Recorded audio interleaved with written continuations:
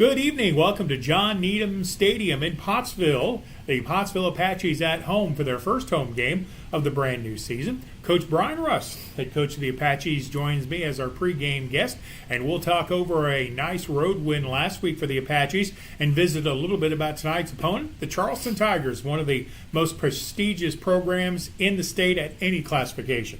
We're back after this 1-minute timeout. Just like the Apaches, I am here to help you score big. Regardless if you are buying or selling, I'll guide you every step of the way. You can call me at 479-970-5079 and we'll connect the dots on getting you where you are trying to go. Speaking of going, let's go Apaches! There comes a time in all of our lives when we need the help of legal services. Well, let Leah Jacobs at Heirloom Legal at 425 North Church Street in Atkins be your go-to when you are needing assistance. If you're needing a will or a trust, maybe you're helping an elder parent with Medicaid issues, or planning on opening a brand new business, maybe you have another legal need. Jacobs can help you plan your next step. That's Heirloom Legal, helping families build and protect their legacy through estate, elder, and business planning. Call 501-819-2553, and walk-ins are welcome. Welcome back to the Pottsville Apache pregame show. Coach Brian Rust is our guest. And Coach Rust, thank you for making time for me this morning and to talk over a little football. I think maybe you do as much football teaching now to me as you do any other time in your job. Nice win last week on the road at Heber. It was. Again, Heber, kind of one of those programs that, it's kind of had some ups and downs, but over the last couple of years, kind of had a rebirth of them and man, I'll tell you what, I hadn't been up there in several years. We used to play them back in the day, and really nice facilities, lots of kids out, and I think they finished second in that conference last year. Only loss was to Harding. They pretty much had everybody back except for one running back who was really good, and so we knew it was going to be a tough test. Obviously we were a little outsized, and really, they probably had a little more speed than we did overall, but our guys came out and fought and played extremely hard, even though some things didn't go right, and it was really honestly maybe the perfect first game. Enough stuff didn't go right, and we saw all the things we needed to work on and get better at, but we still got out of there with a victory. So it was overall great first week. Two plays really stick out in my mind, and it's really the same play, just they both happened at different times in the game. On Apache kickoffs, the Heber Springs special teams got long returns, got the ball down in your side of the territory to start the possession, and you didn't give up points on either one. Your defense really rose up. They really did, and again, I feel like defensively, kind of talked about before, I feel like we're ahead right now and really playing well. No injuries and things like that. So, and again, we've got a lot of returning starters on that side of the ball, and they're stepping up and making plays and doing great things. Just playing hard. I thought also something that was really important. I was looking over this at the end of the game stats, and I kind of found it a little bit surprising to believe, but then I got to looking at the film, and it's right. For a first game, we didn't have very many what I call first game penalties, like offsides, illegal procedure, that sort of. Did we even have one? Maybe two? Maybe one. I know we got a holding call there, but no, it really, well, we had the one kind of a little bit of a crucial one. We were in the red zone, and it was 3rd and 6 or 7, kind of a big play right there, and we had a no play called, and we snapped the ball. So that was it didn't necessarily get a penalty, but it messed us up. I think we lost about 8 or 9 yards on that one, and but overall, with stuff we're working on, in practice every day, just trying to, not make those silly mistakes and stuff that really costs you. And I really felt like overall it was a really good game penalty wise for us. I wish they would have called a few more holds, because again, and our guy, again, I want to give our defense credit. I feel like the last couple of years, if they were holding us, our guys would be coming over whining on the sideline. Oh, they're holding us. I didn't hear a word. And I'm sure they were talking amongst each other, but I didn't hear a word about them holding us. But I saw it on the field some during the game. But once I turned on tape, I mean, they're sitting there tackling us, and just pulling our jersey almost off, and we're not getting those calls. And again, like I was saying earlier, as an early test, an hour and 40-minute trip, along with, stuff's probably going to work against you a little bit when you're on the road. All those things work again, and again, we prevailed and we played a good game. So, I was just really, really proud of the guys. Yeah, things prevailing going against you when you're on the road. First time since I've been doing games that I've ever seen a play clock brought to you by Heber Panther Incorporated. It's the first time I think I've ever seen a play with 8 seconds left to go in the half, and you run an option series that takes time, and 3 seconds come off the play clock. Do you have many of those option plays that only take a second or two? Well, I know you can't comment on that. And again, no, I can be just as mad as everybody else. And again, when you're in the game and you're sitting there watching, and look, you really not paying a whole lot attention. You're more watching the guys and things like that. And really, the referee on my side was very, very, very disgusted and angry. You could see it. And he was very mad. I mean, because the guys were not doing it right. And then after the game, I found out my daughter went up in the press box and told him to start, kind of getting that together. And again, it's a family thing and competitive, and and it was, like I said, as a coach, you're sitting there watching and seeing, and yes, I don't think they had a chance to score that touchdown right before half. Time-wise, it wasn't possible. But again, you can only control what you can control, and again, focusing on us trying to stop them in that situation. Yeah, and let me be completely clear. I'm not being critical of the officials in this game. You could even see from where we were, the white hat was not happy about the way things were going. For a few years, I ran play clock at the press box at Arkansas Tech, and in our pregame meeting, the white hat would come up and say, "Okay, who's got the play clock?" Me. He said, "Okay, you just watch me." He said, "Don't worry about the play. You watch me. I'll tell you when to stop it. I'll tell you when to start it." Right. And I kept looking down on the field at the white hat there, and he kept giving the wind the clock signal or the reset signal, and nothing would happen. I don't know. But you could see that official wasn't happy. But you know what? You got to win. Who in the Apache black and gold last week really stood out to you? Maybe did you see somebody that said, "Hey, he's getting it now"? One guy, and he was kind of our Farm Bureau player of the week this week, and a guy that came out and really did some great things with Sladen Graham. Again, you kind of take for granted, I guess, the Trip Prices and Caleb Stancils, the guys that are just, week in, week out. Sladen had a rough time, had knee surgery in the off season, and really worked hard to get back. And to see him come out and from last year to this year, I was really, really, he was a lot more physical. He understood what he was doing playing outside linebacker. And, so I was really proud of him. And even some of our sophomores, Eli Morris, made a couple of big plays out there, and Mason Vick at linebacker. Those guys are really starting to come on and really start to get it, offensively. Our line, very experienced. We've got 2 sophomores, and really, I guess we have 4 out of 5 are first-year starter guys. And so – those guys, again, were not perfect. We had a lot of mistakes and a lot of blown, pass blocking situations and things like that. But again, they're better than they were the week before, I feel like. So hopefully we just keep progressing up front and all that stuff offensively. Sladen Graham is who we would have named as player of the game had we had such an award. Seemed like we were calling his name almost every play for a tackle. He was everywhere. All right, Charleston Tigers tonight. We'll come back and talk over what we expect out of Charleston this evening when we return after this 1-minute timeout on Pottsville Apache Football. 3, 2, 1.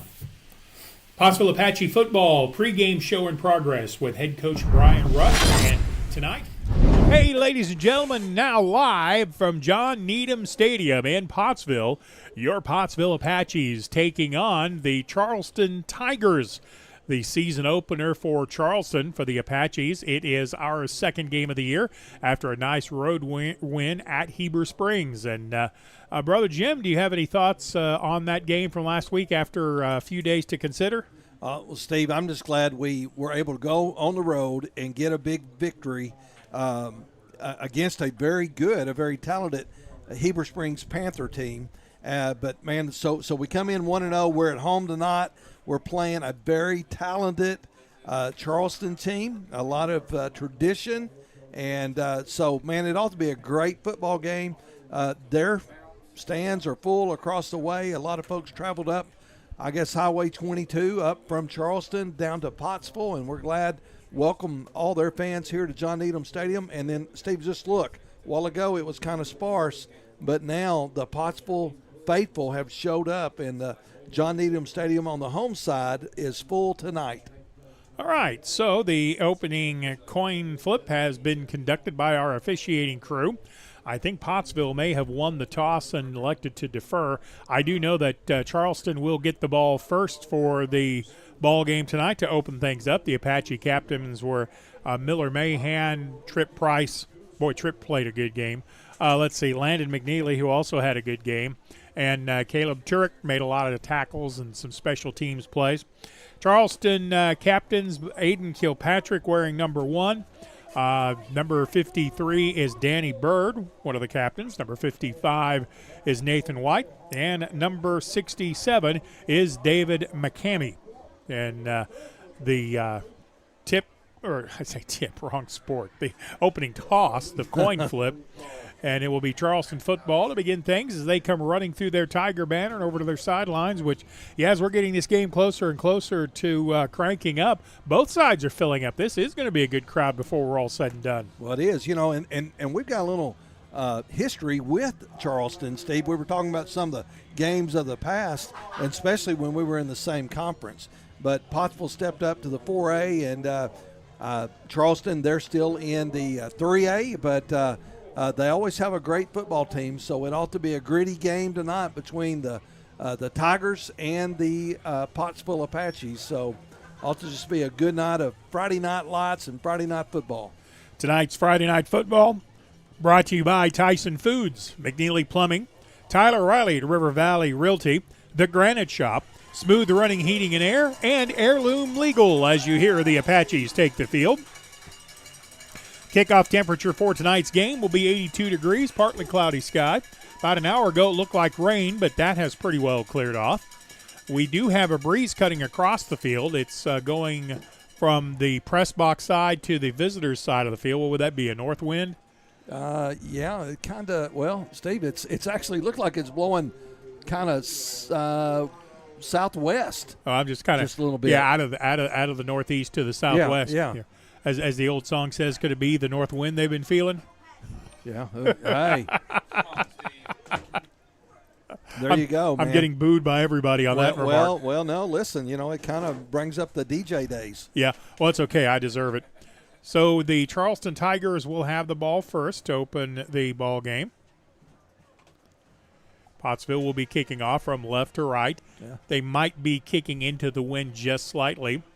Nelson Velasquez will handle the kicking duty. Boy, he had a good game last week. Who knew a first-quarter field goal was going to be the difference in the game? Well, and, that's it. And we were talking about a player of a game. That young man really could have been named player of the game because he did such a great job kicking for the Pottsville Apaches. And we're going to see right now what he can do on this kickoff.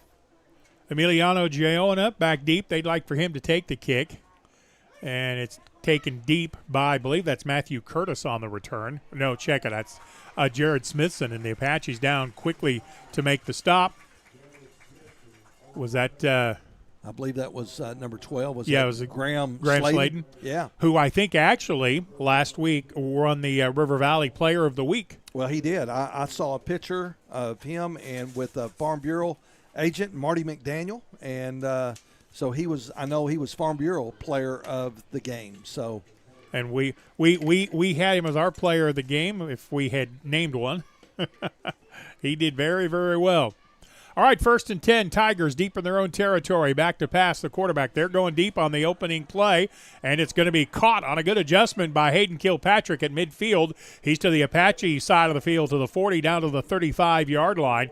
That's just a post route from the runner on the left side. A beautiful throw by their senior quarterback. Carter Little put it right on target, and that's a big gain and a first down. Yeah, Kobe Stevenson was step, but he did have a step on him, was able to make that grab, and a big first down for the Charleston Tigers. Toss sweep for the Tigers going to the right side, outside the hash toward the sideline at the 33 to the 34-yard line, driven out of bounds. Pickup of about 5 on the play.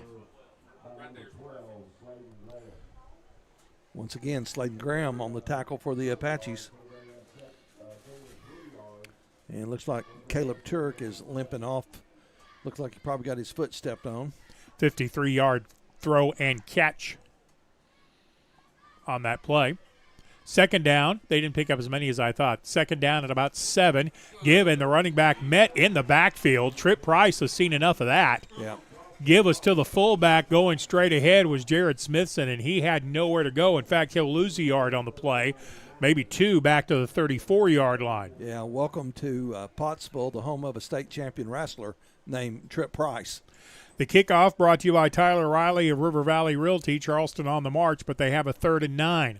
Apache showing blitz from the right side, out of the gun. Carter Little rolls left, looks into the end zone, has a man. It's complete for a touchdown to Emiliano Giona.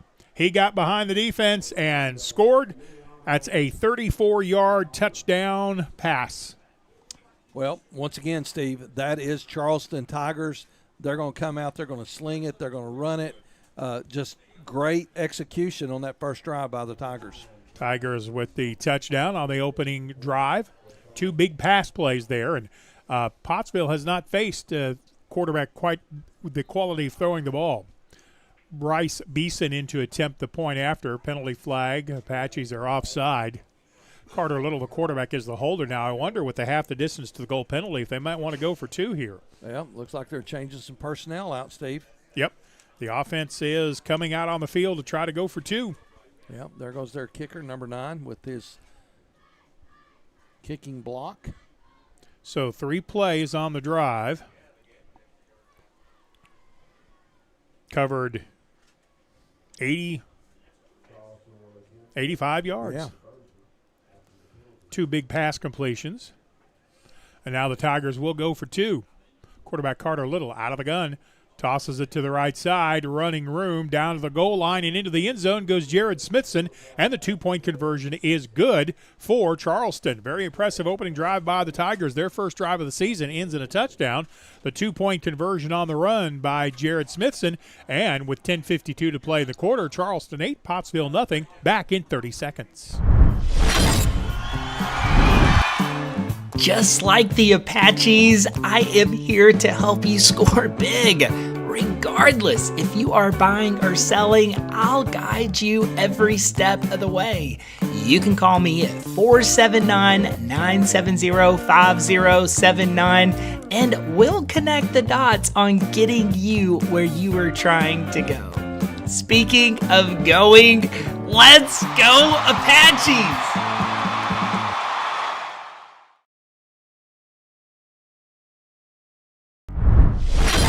Back at John Needham Stadium, and a hush has fallen over the Apache side of the crowd, still arriving, but now they see their Apaches down 8-0 after a 3-play, 85-yard touchdown drive by the Charleston Tigers. 2 big pass plays, and this Carter Little's impressive, their quarterback. No kidding, Steve. He's throwing darts.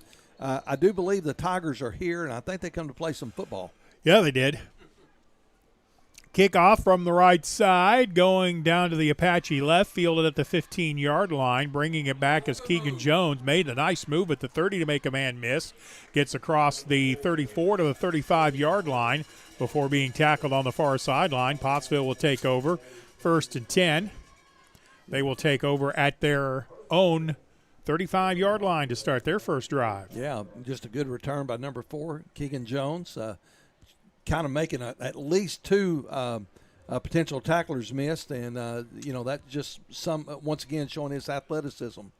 Miller Mahan leads the offense to the line of scrimmage, splits out McNeely wide to the right. There's a slot on the right side as well. Out of the pistol formation, Give is straight ahead with running room across the 40. Nice move at the 45, up the left sideline. It's a foot race to the 30, driven out of bounds at the 25-yard line. That's a good way to answer, isn't it? Yeah, I believe that's number 40. Yep, Tate Cobb, the ball carrier. Tank Cobb. Tank Cobb, I like that. Tank Cobb, that's it. All right, so 1st and 10 by the Apaches. Yeah, most certainly. Justin Smith, our producer, is right. That was a good way to flip the field. No kidding. They actually mark him down at the plus 38-yard line.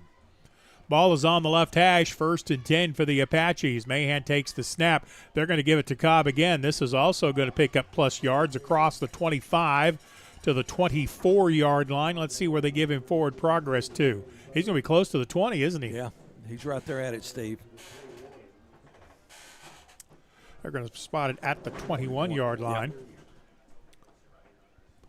Pickup of 7 on the play. 2nd down and 3 for the Apaches. Splitting wide to the near side for Pottsville's Caleb Turek. He has single coverage if they want to try a go route. Now they're going to keep feeding Cobb with good reason. He angles left across the 15 to the left sideline, out of bounds at the 10 to the 9-yard line. And that is another 1st down brought to you by McNeely Plumbing for the Apaches. You run it till they can stop it, and they haven't been able to stop big number 40. It's going to be 1st and goal to go from the 9. There was some discussion about this at our coaches show. Coach Russ was talking about that very thing, Jim.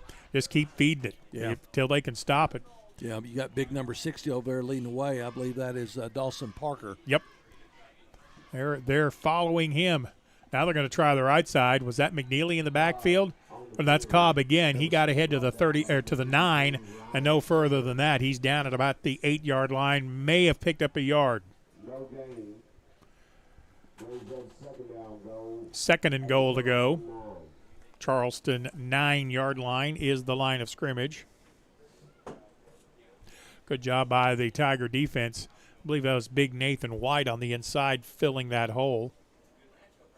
He got some help from Ryan Turner on the inside. 2nd and goal to go for the Apaches. From the 8, Mahan option right.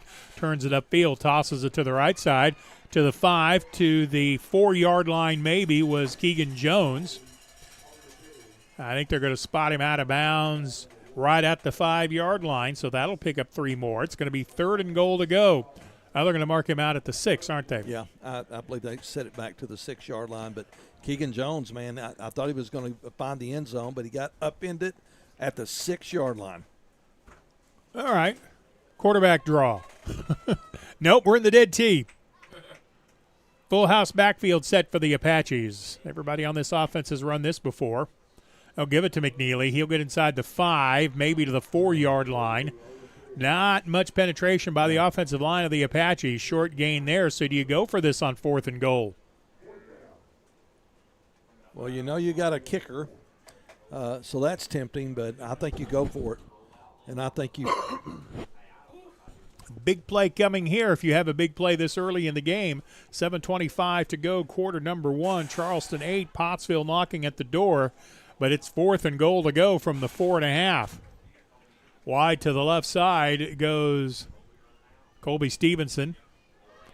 Back in the gun. Charleston shows blitz. Mahan keeps it, and he's got nowhere to go. Charleston's defensive line absolutely dominated that play. Good job by Maddox Terry forcing Miller to turn it back in. They wanted to go outside, but Maddox Terry was in the backfield so quickly that there was nowhere to go. Wow. In fact, that play actually may have lost a yard. Well, I think Big Mo has traveled down Highway 22 with the Tigers tonight because they definitely got the momentum, Steve. That was a big stop. Yeah, it was. I'm not sure what adjustment they made, but it was a big one. 7:03 left to go, quarter number 1. Carter Little in the backfield. Wouldn't surprise me if they don't go deep. Well, they throw it underneath, and it is complete across the 17 to the 18. Maybe driven out of bounds at the 22-yard line was Maddox Terry. Now, and I want to say something. There's a couple of names on the Charleston roster I'm not sure I have in the correct order. I have his name as Maddox Terry, and then there's a Deegan Todd, and that's the way they appear on the roster, although I'm not sure if they don't flip-flop that. So if I have that wrong, my apologies. 1st and 10 for Charleston at the 22-yard line. Carter Little rolling to the right, throws it downfield. It's complete across the 35 to the 36-yard line. And that's going to be another first down. Emiliano Gaona with the catch. Charleston picking up yards in chunks. Caleb Turk making the stop. Well, Carter Little is showing what kind of quarterback that young man is. Pretty impressive. That's already their 4th first down, and we still have 6:13 to go in the first quarter. Charleston with trips to the left. Pottsville's a man short. Now they walk another defender out. Little takes the snap, gives it straight ahead. Power crosses the 40, the 41. Fumble on the play. Ball is loose. Pottsville is saying we have it. Nothing from the guys in the striped shirts. Yep. Pottsville did come up with the fumble recovery.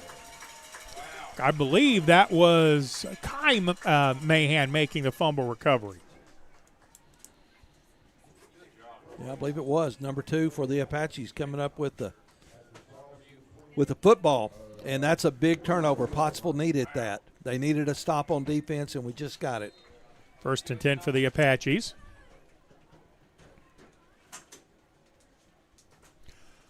.5:55 left to go in the first.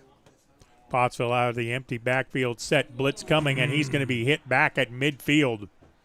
Coming on the blitz, unabated, was Joel Childress, and he drops Mahan for a loss back to the 49-yard line.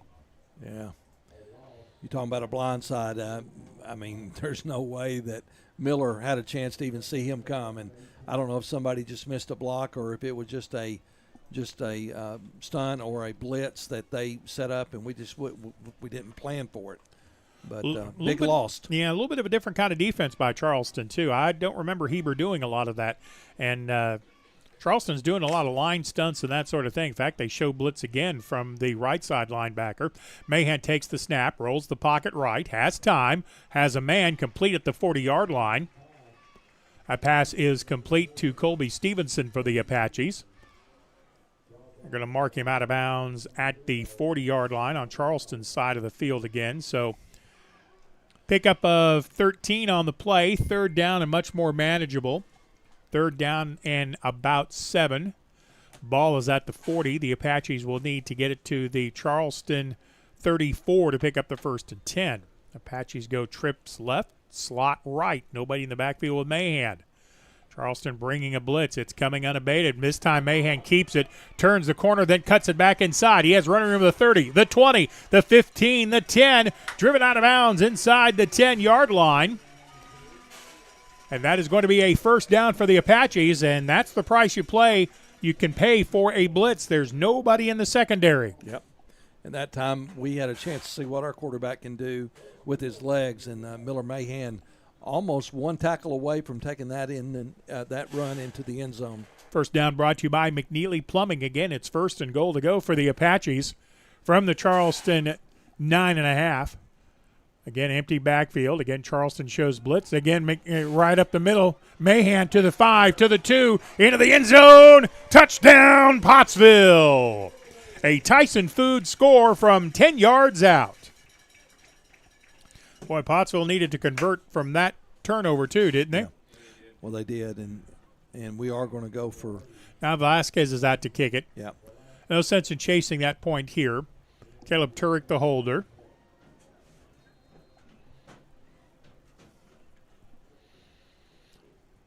So Pottsville got the ball on Charleston 43, took it into the end zone. Took them 3 plays. Kick is on the way. It's got all kinds of distance, and it is good. So the Tyson Foods touchdown brings Pottsville to within 1 with 4:20 to go, quarter number 1. Charleston 8, Apache 7, back in 30 seconds.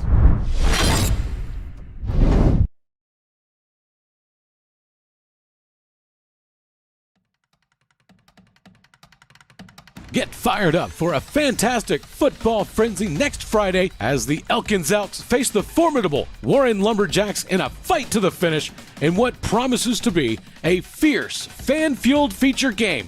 fire up your Friday night with some of the finest football in the state of Arkansas. Will the Elks elevate their game, or will the Lumberjacks log a victory? Find out next Friday right here on the Arkansas Sports Network. So the Apaches, after the fumble recovery, have a 3-play, 43-yard touchdown drive, all of it on the ground, and most of it right up the middle. Nelson Velasquez with the kick. High kick to the 10-yard line. The Apaches have some coverage down there.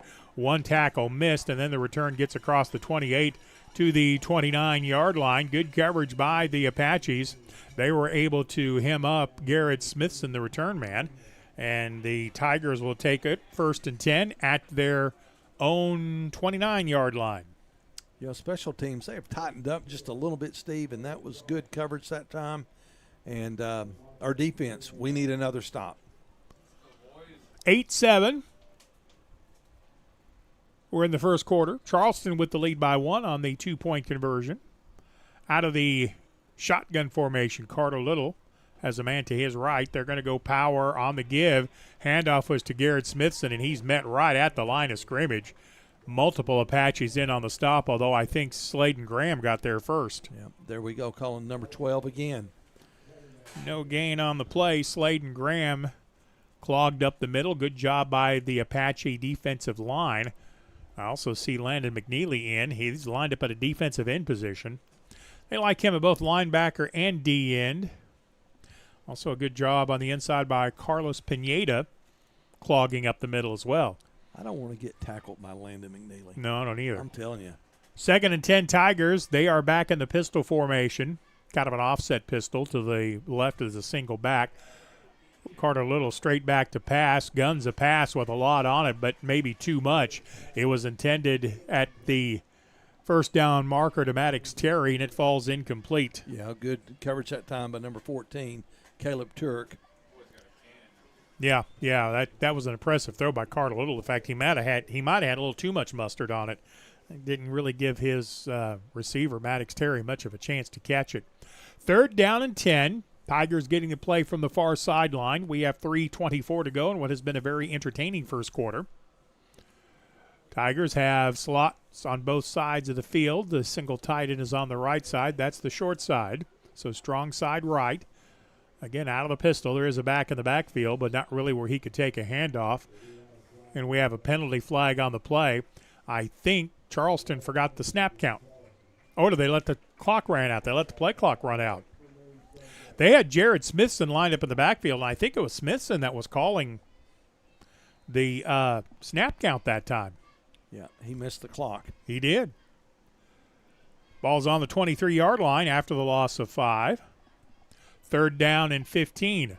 Oh, but the way Carter Little can throw the football, that may or may not be a big deal. Slot right, nobody. Okay, there's the deep coverage on the slot receiver. Little back to pass. Oh. He's under pressure, rolls right, throws it back over the middle, has a man wide open. That's complete to that receiver. That might be Little who caught the ball, and he's going to take it into the end zone. He got way behind. That, once again, was Emiliano Gayona. No penalty on the play. That's a long touchdown pass.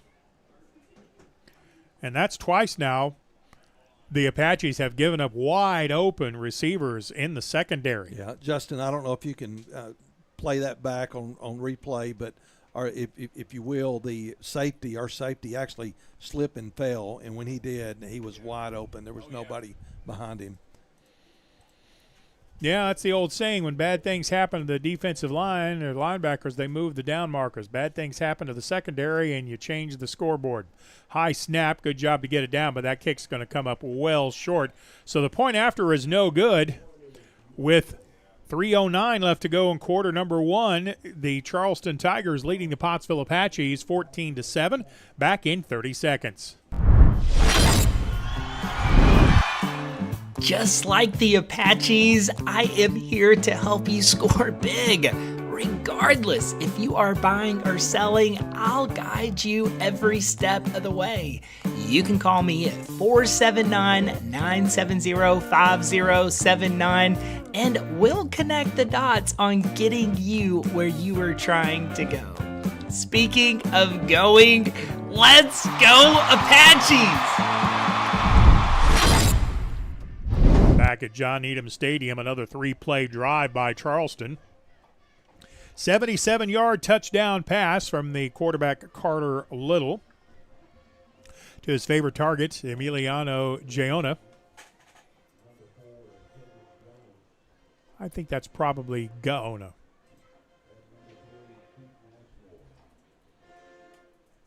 Gaona. I'm going to say Gaona. Gaona. I'm going to say Gaona. All right. Charleston will kick it off. They have answered the Apache touchdown. A long kick comes to the left side of the Apache return game, across the 25 to the 30. Nice cut across the 35 to the 37. Keegan Jones on the return. He'll give the Apache offense the ball at the 38-yard line.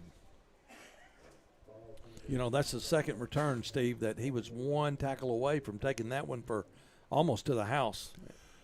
Good return man, Keegan Jones, number 4. He got out to the 38-yard line. Apaches have it 1st and 10 after the Tyler Riley of River Valley Realty kickoff. Nice return game by Keegan Jones. That's 2 nice returns. Pottsville made a lot of yards that time. Quarterback taking it right up the middle as Charleston was blitzing from everywhere. We'll see what adjustments get made this possession. Trips right to the right side. Mahan, the quarterback, has one wide out to the left and a wing. Straight drop. Rush is coming. Mahan rolls to the right, directs traffic, throws it, and it's going to come up short. He had a man at the 40-yard line. I think a Tiger may have got a hand on that before it could get to McNeely. I believe he did. I think maybe number 15 for the gunner. Smalls. Smalls? I believe so. Yeah. Well, Gunner Smalls came up big. Nice route by McNeely, and Mahan saw him, but Smalls just got a big paw up in the air and knocked that ball away. I'm pretty sure I saw it change directions. 2nd down and 10 for the Apaches at their own 38, 2:52 to go, quarter number 1. Out of the pistol formation. Toss to the right side. Charleston defenses it well, but nice running by Keegan Jones as he gets it up the right sideline. There it is. Across the 45 to midfield. Jones steps out of bounds, and about 3 seconds later, he gets hit by, I believe that was Schmalls. Penalty flag comes flying, and I think that's going to be a late hit out of bounds. I don't know if it was Smalls or if it was Kirkpatrick. I believe it might have been number 1. I think it was Aiden Kirkpatrick. Yeah, he's the outside man on this side. I believe you're right. Yeah, and he's acting awful guilty down on the field like, what did I do? What did I do? Well, yeah. Except that he was almost in the stands when he hit him. Yeah. So that it would have been a 1st down on the run. The penalty was at the 49-yard line, and then you'll add 15 more yards. That's another 1st down brought to you by McNeely Plumbing, and the ball is going to be spotted, what looks like about the 35. Yep. So that's a 1st and 10 for the Apaches.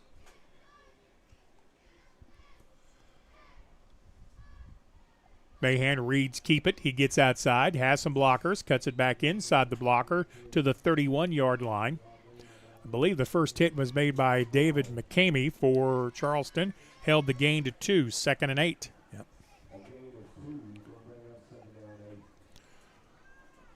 2:22 left to go. We are in the first quarter. It's 14-7 Charleston. Pottsville after a big penalty on the Charleston defense. Again, the Apaches were going to have a 1st down, but the 15 yards, well, you kind of like that. That's 15 yards your defense didn't have to pick up, isn't it? Yep. Slot to the left side. Stevens is in the slot. McNeely wide out. Counter, give to the right side. Good job running, cutting back inside was Keegan Jones. Cut back inside, a blocker on the outside. Get down to the 25 or 26-yard line. Close to, but short of 1st down yardage. It'll be 3rd and 2. Yeah, I think they're going to spot it on the 26. Yep. Pickup of 6 on that play. 3rd down and 2. Maybe 2.5. We'll call it a long 2, shall we?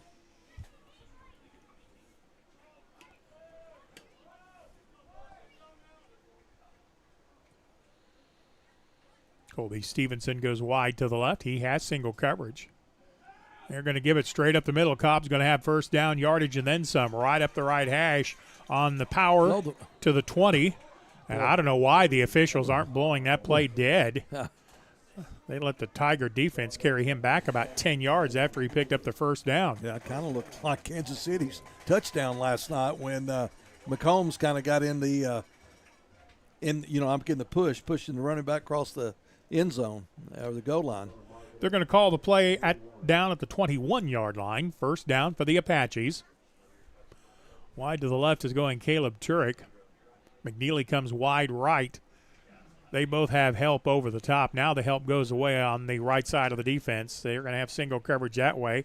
Mahan takes the snap, rolls the pocket that way, cuts it back inside.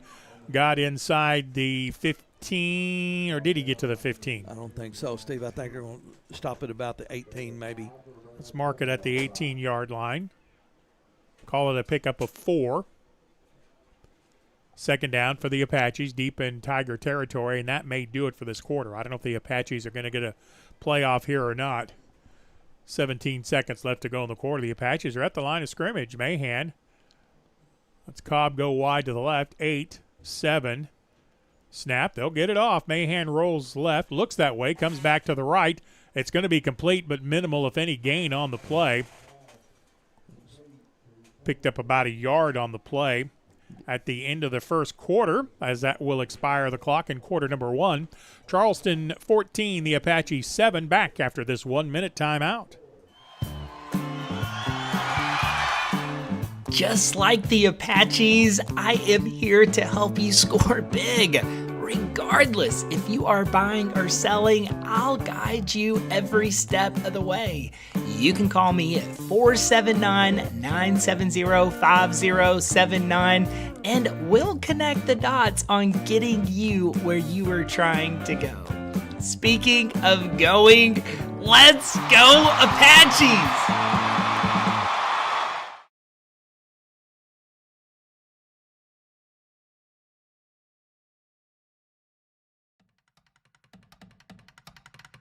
Get fired up for a fantastic football frenzy next Friday as the Elkins Elks face the formidable Warren Lumberjacks in a fight to the finish in what promises to be a fierce, fan-fueled feature game. Fire up your Friday night with some of the finest football in the state of Arkansas.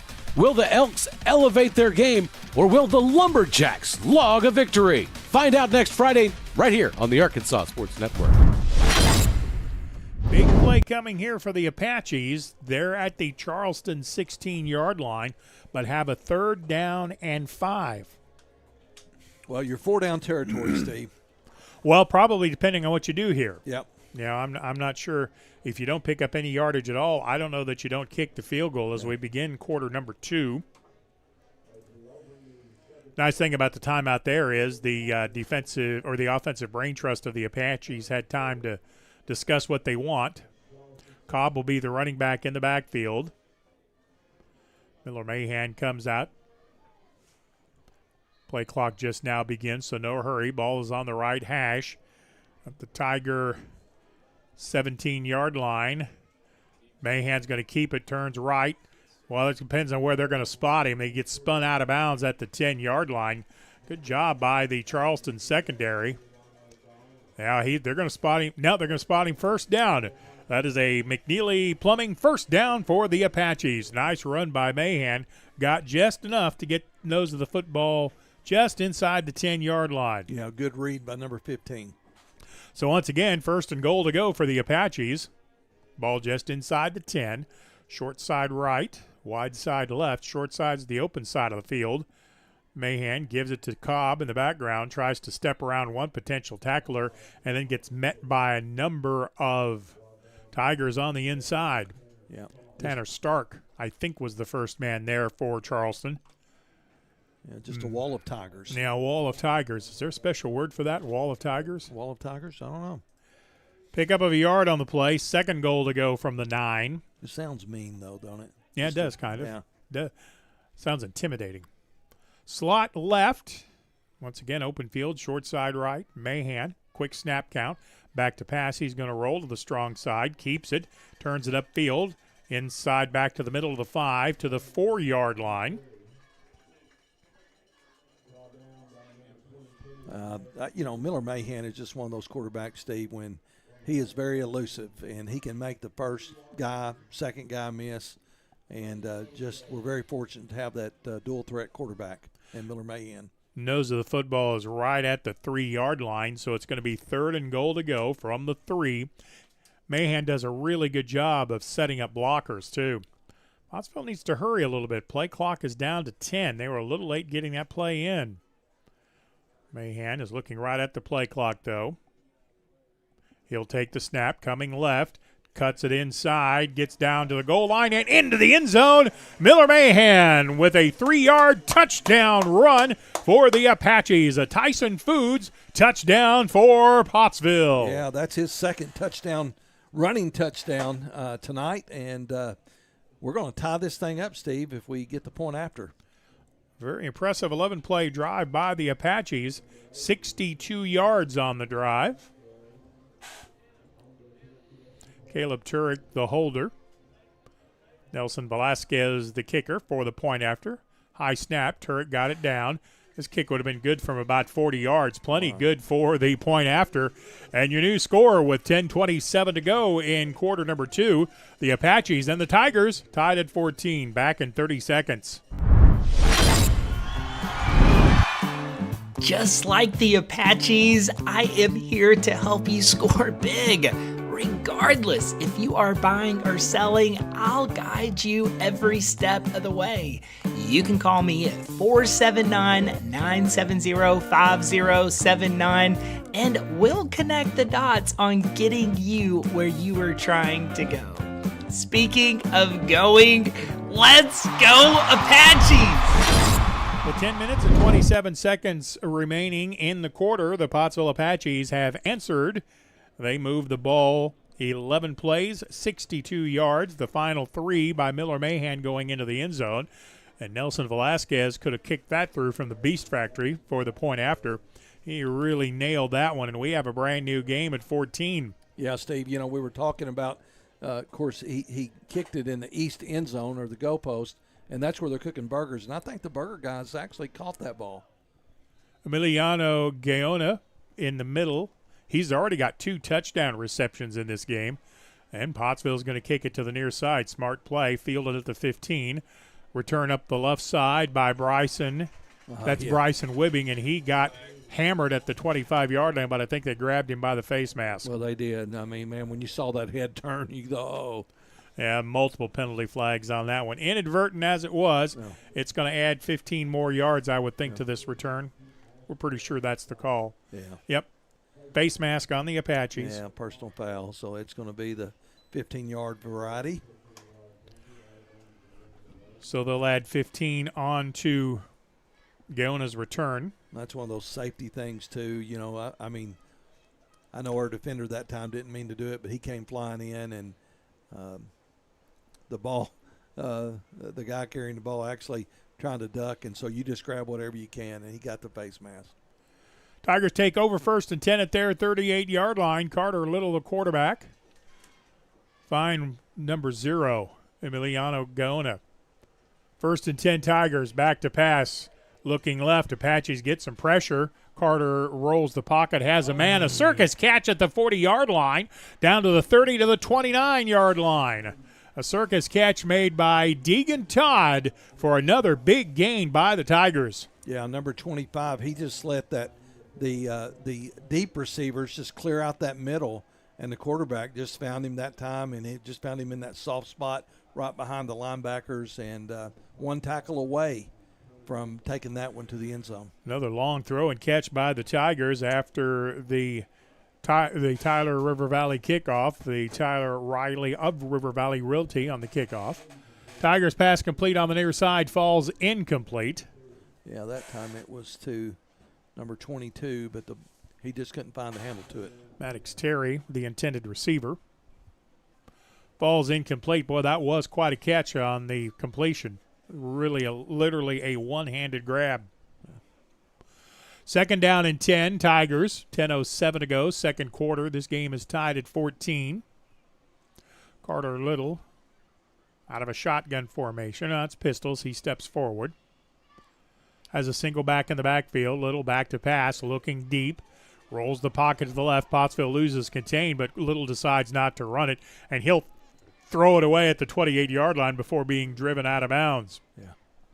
I thought he was going to throw it in the hands of a Pottsville Apache. Well, that was close. It was. I also thought he was going to pull it down and run, and Pottsville had lost contain on that side of the field, but he decided to try to throw it deep. He wanted the chunk play, and as successful as they have been with that, I can't say as I blame him. 3rd down and 10 at the 29 of the Apaches. Garrett Smithson steps up closer to the line of scrimmage. That may be an illegal formation. Now, we got an offside call on the Apaches. So that'll be a free 5 yards. Boy, you don't want to give them yards, do you? Especially on this end of the field. So that'll move it down to the 24. It's going to be 3rd and 5. I did not see which Apache moved on the line, but there were a couple of flags on the play. So looks like Charleston may keep the same play. They'll split out trips to the right, one wide out to the left side. That's the short side of the field. 3rd and 5. Watch for that crossing route over the middle from the inside slot from right to left. Pottsville showing zone coverage. Carter Little appears very good at reading coverages. Well, the play clock never started, mainly because the white hat never said to start it. Now they crank it up. 3rd down and 5. Big 3rd down here. Pottsville shows blitz and backs out of it. They hand it off up the middle. Good hard running and 1st down and more by Bryson Wibbing. He gets inside the 15 to the 14-yard line. Pottsville may have had him stopped initially, but Wibbing kept those legs churning, picked up 10, and it's going to be a 1st and 10. Yep, they're moving the chain, Steve. I believe that was number 4, Keegan Jones, making the tackle for the Apaches. From the 15-yard line for the Tigers. Single back in the backfield. They're going to throw a screen, a bubble screen. Webbing gets across the 15 to the 14-yard line. That was well defended by the Apaches. They're going to give him forward progress to about the 13-yard line. Play's going to pick up about a yard. Yeah, that was Keaton Ashmore, I believe. Or no, that was Kai Mahan on the tackle for the Apaches, number 2. Yep, Kai Mahan on the coverage. That's the second really good play he has made in coverage. Charleston going in a hurry. They have 2nd down. They actually give him a little bit of a generous spot. Pickup of 3 on the play. 2nd and 7 coming from the near side. Little rolls the pocket left, steps upfield, throws it into the end zone, up for grabs. It's knocked out of bounds by the Apaches. It was actually caught in the end zone, but wasn't Little over the line of scrimmage when he threw that football? I don't know, but I will tell you that was one circus catch. But I don't think he was in bounds when he caught it. No, and he was out of bounds by more than a toe. Yeah. I couldn't resist. Oh, well, hey, we saw that last night, didn't we? Yeah. 3rd and 8 from the 12-yard line. Carter Little back. Single coverage to the outside receiver on the left. See if they want to throw that way for a fade. They bring a motion man. Misdirection play given the backfield, and he's met in the backfield. Very short gain on the play. 4th down, Steve. In fact, no gain at all as they spot. He may have even lost a yard on that play back to the 13. Let's go secondary because I know they're coming at you. 4th down and 8. Pottsville has been playing coverage most of the night. I wonder if you might switch things up and bring a blitz, perhaps. Well, you better get somebody on 0, and you cannot give him that much space. Look, Steve. Yeah, there's nobody in front of him. Yeah, they're not even picking him up till the goal line. They stand up and throw it to him quickly. It's an easy 1st down. Oh man, Charleston takes a timeout, but we caught a break there. Well, we did. My goodness. Timeout on the field, big 4th down coming. 8:04 to play in the half. This game is tied at 14. We're back in 30 seconds.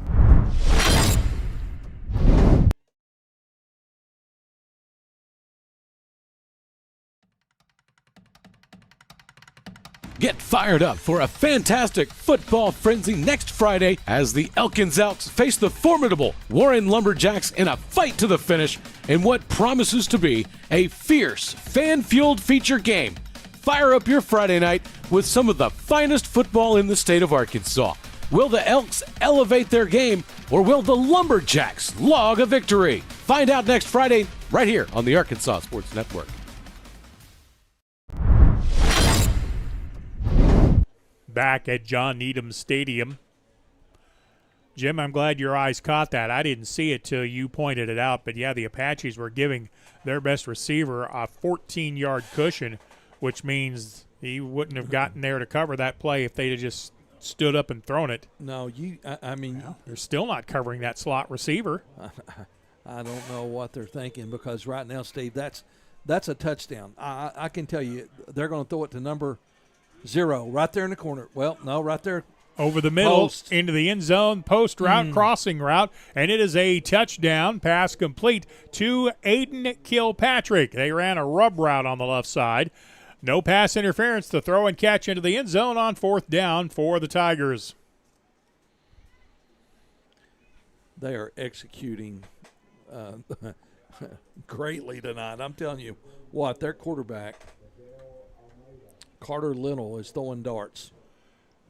Point after kick is a low-line drive, but it splits the upright, and it's good. So with 7:59 to go in the second quarter, your new score, the Tigers 21, Pottsville 14. We'll be back with a Tyler Riley of River Valley Realty kickoff after this 30-second timeout. Just like the Apaches, I am here to help you score big. Regardless if you are buying or selling, I'll guide you every step of the way. You can call me at 479-970-5079 and we'll connect the dots on getting you where you are trying to go. Speaking of going, let's go Apaches!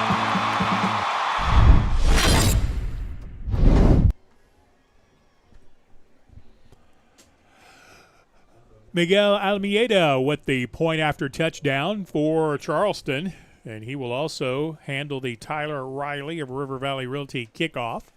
But we've had a bunch of those, haven't we? Mm-hmm. 21-14, and as you pointed out, Jim, I think this is looking like a shootout, isn't it? It is. Back deep is Keaton Ashmore in the middle. Line drive kick is going to be taken at the 9-yard line by one of the up men. Return up the middle, cutting it to the outside. On the return to the sideline as Keegan Jones gets across midfield to the 45. They're going to knock him out of bounds at the 47-yard line, but a good return by Keegan Jones will give the Apaches good field position. Yeah, excellent field position, and good job by special teams. And Keegan Jones, once again, another great return for the Apaches. You know, we have had great field positions to start the first half of play here, but unfortunately, we have also given Charleston great field position. So, out of the empty backfield set, Miller Mahan brings a motion man right to left across the formation. That's Stevenson. Sidearm pass complete. No, it is incomplete. I think he was trying to find number 33, McNeely. Yep, I think he was trying to find McNeely on that play. Dropped down and threw it sidearm. Patrick Mahomes can do that. I'm not sure many others are capable. Well, he's wearing number 15. Well, that's true. Yeah, that's true. So, pass is incomplete. 2nd down and 10 from the 48-yard line. Again, from the pistol formation. Pottsville's had success going right up the middle. And that's where this is going to go, across the 45 to the 40 to the 39-yard line. See where they spot that. It's going to be close. I believe it was Tate Cobb, the ball carrier. Oh, man, horrible spot. Yeah. He was tackled. His knees were at the 40-yard line, but the ball was well inside it. So pickup of 8 on the play, 3rd down and about a yard, maybe a yard and a half. They actually have to get the ball in, well, right to the 38 would be a first down. So 3rd down and about 2. Single back in the backfield. Mahan takes the snap, gives it straight ahead across the 39 to the 38, fighting for more yardage down to the 35-yard line. And once again, the Apaches have success moving straight ahead. That is another McNeely Plumbing 1st and 10. Tate Cobb's having a good game. I thought that was Cobb. He picked up about 4 going straight ahead. 6:49 to go, quarter number 2. 21-14, Charleston with the lead. Pottsville with the ball in plus territory at the 36-yard line. Trips left. Now they empty the backfield as Cobb goes in motion. Back to pass, Mahan. He's under pressure. Sees running room up the middle. Crosses the 35. Racing to the left. Picks up a block from Stevenson to the 30, to the 25, to the 24-yard line. What a block on the near side of that play. I believe that was Colby Stevenson who picked up the defender and added about 10 more yards to the carry. Yeah, Steve, and there was a late hit out of bounds, but they didn't call that one. Pick up a 13 on the play for another McNeely Plumbing 1st and 10 for the Apaches. Well, when your receivers make downfield blocks like that, short gains turn into first downs. Especially if you got a quarterback with the legs like Miller Mahan. Stevenson and Turek wide to the right, Cobb wide to the left. No back in the backfield other than Mahan. Bubble screen coming to the near side, making one man miss. Stevenson, he races to the far sideline, gets driven down at the 22-yard line. It looked like they grabbed the face mask. Did a flag come in? It did. It did. You could see Stevenson's face kind of turn away. So we're going to get another 15 here. It was a 15-yard variety.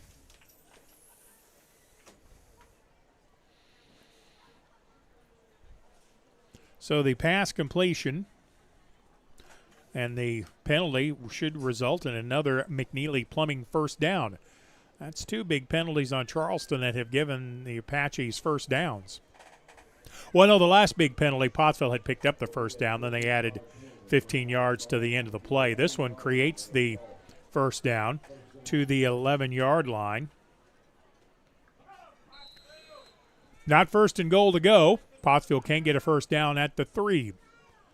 Mahan takes it, gives it to Cobb, has running room off the right side inside the 10 to the 8-yard line. There's some hitting going on the inside in this game, Jim. Yes, sir, there he is, man. Those guys in the trenches, I mean, they are getting after it. Both sides of the ball, too. Gain is to the 8-yard line. Pick up a 4. 2nd down and 6. Plenty of time. 5:45 to go in the quarter. Play clock at 18 as the Apaches hit the line of scrimmage on the right hash. Single coverage on the left side. Snap to Mahan. He rolls left, tosses it to Cobb. Gets outside to the 2, to the 1. Touchdown, Pottsville. That's how you run the option. My goodness. Beautiful. Well executed.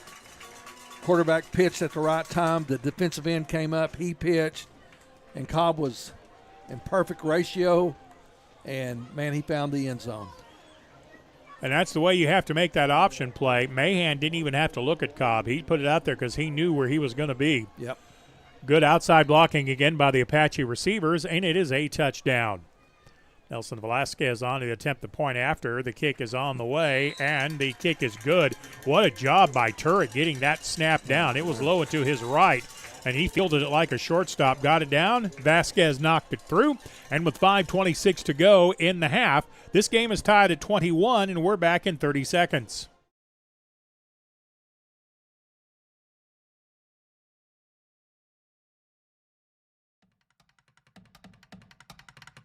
Get fired up for a fantastic football frenzy next Friday as the Elkins Elks face the formidable Warren Lumberjacks in a fight to the finish in what promises to be a fierce, fan-fueled feature game. Fire up your Friday night with some of the finest football in the state of Arkansas. Will the Elks elevate their game, or will the Lumberjacks log a victory? Find out next Friday right here on the Arkansas Sports Network. How about an onside kick, Padre? Hey, let's do it. Come on.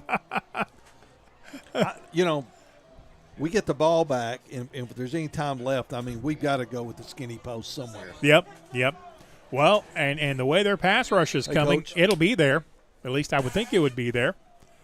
Nope, they're going to kick it deep, which is the smart thing to do. Field it on the near side, return across the 20 to the 25 to the 30-yard line. That was Bryson Wibbing on the return across the 33 to the 34-yard line. Tackle, I believe, was made by Ryan Petrillo, perhaps? I couldn't see if it was 8 or 6. These numbers, I will say, are a little bit hard for me to read, and I apologize for that. Well, Steve, they are, but I think it was number 6. But I think it was Andrew Wells. Yeah. He's getting some high fives on the near sideline. So the Tigers take over, 1st and 10. They're at their own 32-yard line. Come on, defense. Let's go secondary. I would find out where number 0 is. Pottsville showing zone, although when you split out 4 receivers, you about have to go man-to-man, don't you? Yep, you do. Blitz coming. Trip Price is going to get the sack at the 25-yard line. Trip Price on the blitz. Yeah, Steve, you called that a minute ago. When you give Little a lot of time, he's going to pick you apart. You got to get pressure on the quarterback, and that time, number 5 did just that. Great job, Trip Price. He came in. I don't know if anyone was assigned to block him or not. If he did, he went right past him. Loss is back to the 26-yard line. Loss of 6 on the play. 2nd down and 16. Pottsville switching their secondary coverage on the 2nd and 16. Carter Little calling the snap count out of the gun. He's going to roll right. Pressure coming. Throw is going to be complete on the timing. Out route at the 37-yard line. Driven out of bounds at the 40 to the 41-yard line. Pass complete to Deegan Todd. He wasn't happy with the way he was treated. But I believe that's going to be another 1st and 10. Yeah, Kobe Stevenson did a good job making the tackle for the Pottsville Apaches. We've called his number a lot tonight. Secondary, they're getting a workout tonight. Little is giving the Pottsville secondary all they want. From their own 42 on the right hash. Direct snap to Little. Rolls the pocket left. Pressure coming.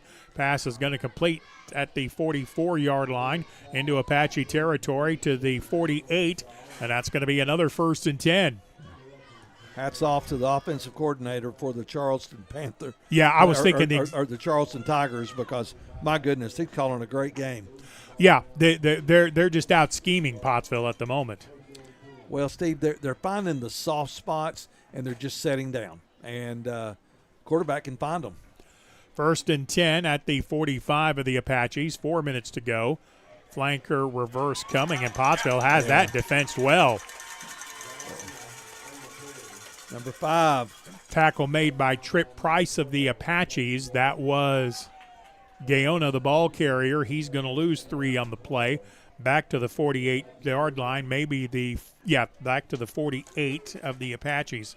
Well, that's a play call I don't understand. You're picking up yards in chunks, throwing it over the middle, and then you bring a flanker reverse. Yeah, just that misdirection stuff. You're thinking maybe you're going to catch somebody off guard, but I promise you, the secondary, they're on their toes right now because they've got to be. 2nd down and 12 for the Tigers. Little direct snap. He's under pressure. Rolls right, throws it over the middle, and it's incomplete. And I think the Apaches' Sladen Graham may have got a hand on that throw. I think he did too. They were trying to find their guy. Gaona? Number 0, yeah. Say that again. Gaona. I believe that's pronounced Gaona. Gaona. Yeah. He's the one you need a bandit on him all night long, and that time he broke free but just couldn't find the handle. But I do believe Pottsville got a Tommy Hawk on it. Yep, I think Sladen Graham changed direction just a little bit. 3rd down and 12. Ball is on the Apache side of the field at the 46. Apaches bring a blitz. Clark rolls to the left side, has running room if he wants it. He doesn't. He's going to heave it toward the end zone. Has a man there, but he couldn't throw it far enough. That time the secondary had very good man-to-man coverage deep and forced the route deeper than even Carter Little could throw the ball. You'd have needed a Patrick Mahomes arm to make that throw and catch. Well, you did, but he was on a dead run when he threw it, Stephen. He almost about 49 yards in the air. And I think that was Caleb Turek who had the man coverage that time, forced the route to go again a little bit wider and a little deeper than what the Tigers wanted. Yep. 4th down and 12 or 13. Are the Tigers going to go for this, or are they going to do a quick kick? Let's see what they're going to do here. Their quarterback, I don't think, is out there. Yeah, they are going to punt. I'm not sure the Apaches absolutely believe they're going to kick it, but it's going to be 4th down. Yeah, first punt of the night. Yep. And a timeout's going to be called by Charleston. That's Gunnar Schmoll's back in punt formation, and I think Pottsville smelled a fake punt and wanted to call a little different play. Timeout on the field with 3:08 to go in the first half. This game is tied at 21, and we're back after this 30-second timeout. Just like the Apaches, I am here to help you score big. Regardless if you are buying or selling, I'll guide you every step of the way. You can call me at 479-970-5079 and we'll connect the dots on getting you where you are trying to go. Speaking of going, let's go Apaches! Timeout was called by Charleston, I believe. We checked with the official score. Is that correct? Charleston timeout? Yes. Yeah. Okay, so I was mistaken. Charleston called timeout there. I bet they didn't have they didn't have enough people on the field. Pottsville still playing punt safe. They're not sure. They believe a kick is actually coming. High snap. It is going to be an end-over-end kick. It's going to come to the near side. Take a Tiger bounce, fielded at the 15-yard line, return up the near sideline across the 25, the 30, the 35, driven out of bounds close to the 40-yard line. Oh, what a very good play by the Apaches. Noah Metcalf. He fielded that ball like a shortstop, followed his blockers up the near side, and is going to give the Apaches pretty good field position. Yep, with 2:54 left in the second quarter, Steve. We got an opportunity to get it in the end zone here. Go in with the lead. So the Apaches will take over with 2:54 to go in the half. From the 39-yard line, they did mark him short of first down yardage. We're going to go to the 2-minute offense, right? Yes. Trips wide to the right. Quarterback Mahan in an empty backfield. Charleston shows blitz, then steps out of it. Mahan rolling left. Now he's going to run with running room. Crosses the 40. Picks up a block from McNeely on the near side. Across the 45 with a stiff arm by Mahan. He just threw off one potential tackle. That was Childress. And Mahan, with some good blocking, picks up to the 46-yard line. Yeah, I don't think Joel Childress liked that stiff arm too much. I wouldn't have either. No, I can't say as I blame him, and give the young man credit. He stayed with the play. Yeah. Miller Mahan really caught him on that one. Yeah. Childress held his ground. 2nd and 7 coming for the Apaches. That play took a few seconds. It would have only taken 2 in Heber Springs. Here it took about 10. You went there. Mahan, the quarterback, back to pass. Good blocking by the Apache line. Mahan hunting. Now decides to pull it down, runs, gets across midfield to the 49-yard line of Charleston, which is going to be good enough for another McNeely Plumbing first down for the Apaches into plus territory. Yeah. Well, he did, too. Mm-hmm. 1st and 10 for the Apaches at the Tiger 49. Now we do have a running back in the backfield behind Mahan. Sidearm throw, flanker screen was set up well, but a really good job by Maddox Terry of the Tigers reading that play out. He forced the sidearm throw that time, and it falls incomplete. Yeah. Credit the defense on that one. Yeah. Terry got in there and just disrupted the throwing pattern of Miller Mahan, and he had to throw it sidearm or short arm, if you will, and the ball just came up short. Incompletion stops the clock with 2:13 to go in the half. This game is tied at 21. Pottsville has a 2nd and 10 from the Tiger 49. Blitz coming from the right side. Now they back out of it. Screen called. It's going to be incomplete. We need to scrap that screen. Yeah. Because even if the pass had been completed to Caleb Turek, he had 3 Tigers right on top of him.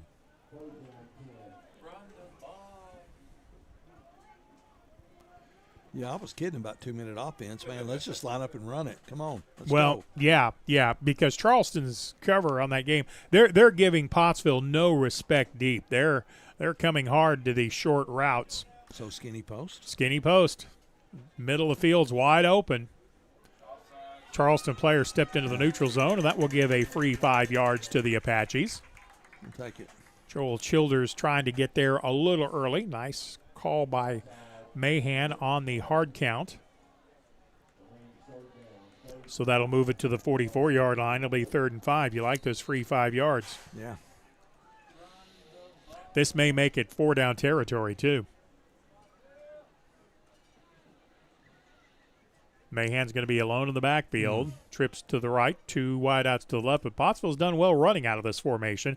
Mahan takes the snap, cuts it to the right side. It's going to have a 1st down and more outside the 40 to the 38 to the 35-yard line. Miller Mahan will pick up another McNeely Plumbing 1st down for the Apaches.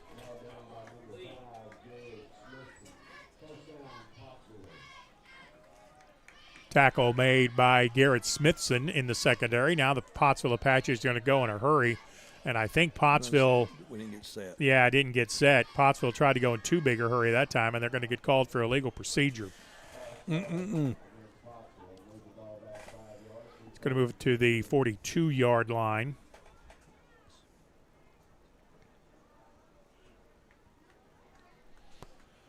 A minute 50 left to go. We are in the second quarter, headed to halftime. Pottsville would like to take it into the end zone and take a lead to the half if they could. Trips left, quick snap.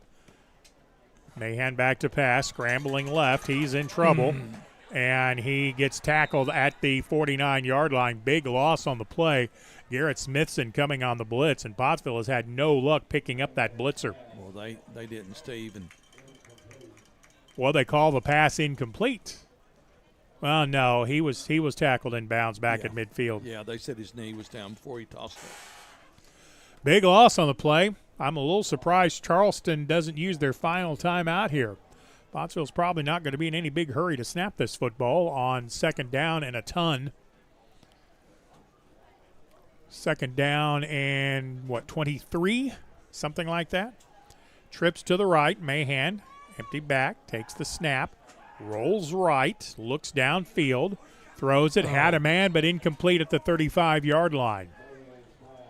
You had McNeely over there kind of behind everybody that time. Colby Stevenson, the intended receiver, wasn't able to make the connection, and what you hate about that play is it stops the clock. Ball is at midfield. 56 seconds left to go. I'd almost just as soon see Mahan pull that ball down and run it. Force Charleston to use that final timeout. 3rd down, and again, a bunch of yards. The 3rd down at about 24. At midfield. Mahan takes the snap, straight back, looking over the middle. He's going for the deep ball, throws it over the middle, and it's going to be incomplete again at the 15-yard line. And once again, the incompletion is going to stop the clock.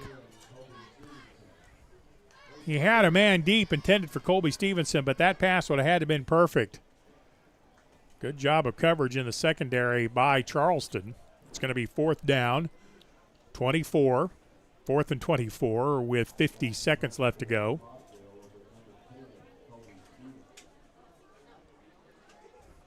Well, the second punt of the night, if we punt. I would think we would. Colby Stevenson in punt formation. 2 receivers deep, including Emiliano Gaona. He already has 2 touchdowns in this game. Snap is low. Stevenson comes up with it. Low line drive kick. It's going to hit and take an Apache bounce. It's going to be fielded back at the 10-yard line. Return up the near side by Wibbing, driven out of bounds on the near side. I think the first man there might have been Rylan Petrillo. Well, Steve, I don't think they're going to take a knee with 40 seconds. No. I think they're going to be airing it out. So our secondary, man, we got to play lights out here. Well, just don't let anybody get behind you. That's right.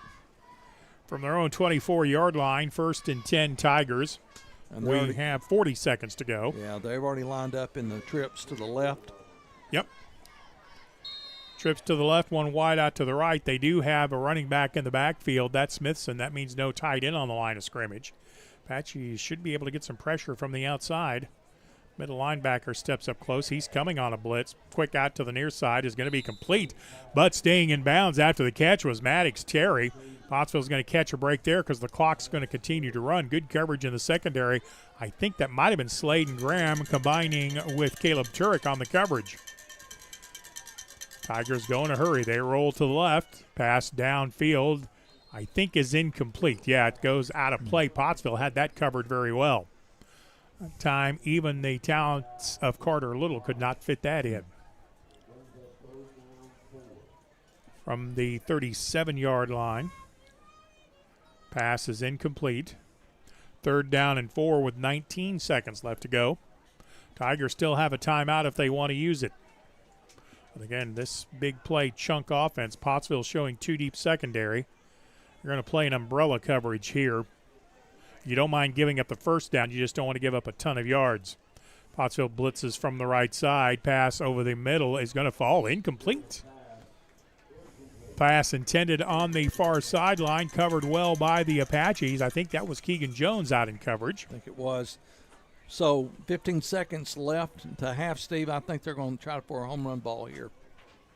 Yeah, probably no sense in kicking it, to be honest. I don't know. Well, they are going to line up and kick it. There you go. Well, Pottsville at least get a chance for a return.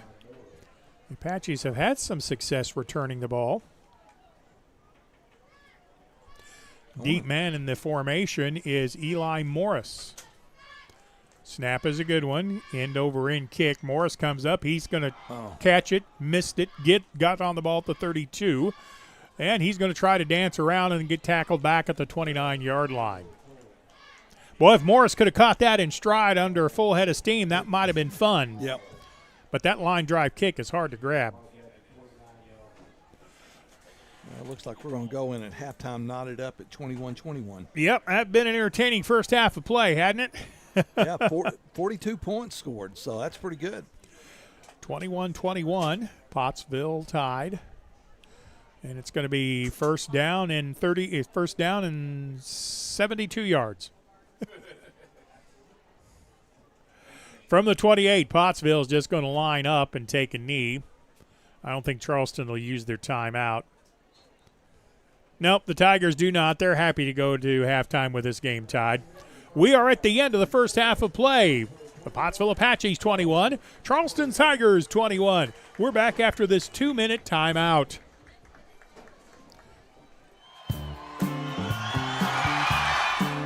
Just like the Apaches, I am here to help you score big. Regardless if you are buying or selling, I'll guide you every step of the way.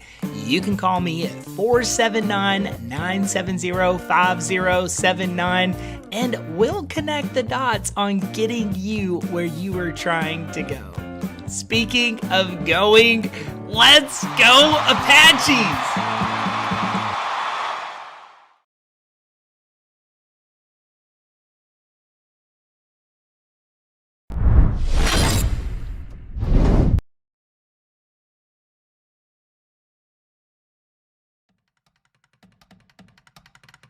Get fired up for a fantastic football frenzy next Friday as the Elkins Elks face the formidable Warren Lumberjacks in a fight to the finish in what promises to be a fierce, fan-fueled feature game.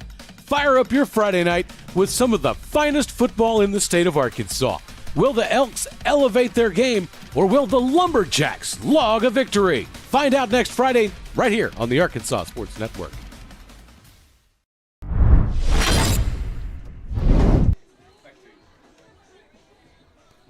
The Pottsville Apaches and the Charleston Tigers are tied at 21. Both teams going up and down the field, but both teams getting a few defensive stops along the way. Charleston came out like Shere Khan the Tiger as they took their opening possession at their 15-yard line. It took them a whopping 3 plays to go the 85 yards for the touchdown. Most of it coming on a long throw and catch from Carter Little to Emiliano Gaona. The 2-point conversion was good after an Apache penalty. So with 10:45 to go in the first quarter, it was 8-0 Tigers. Pottsville's initial series was 7 plays. They got to the 6th, but failed on a 4th down. The Tiger defense coming up big. Then it was Pottsville's turn to come up big as a fumble was recovered by Kai Mahan for the Apaches.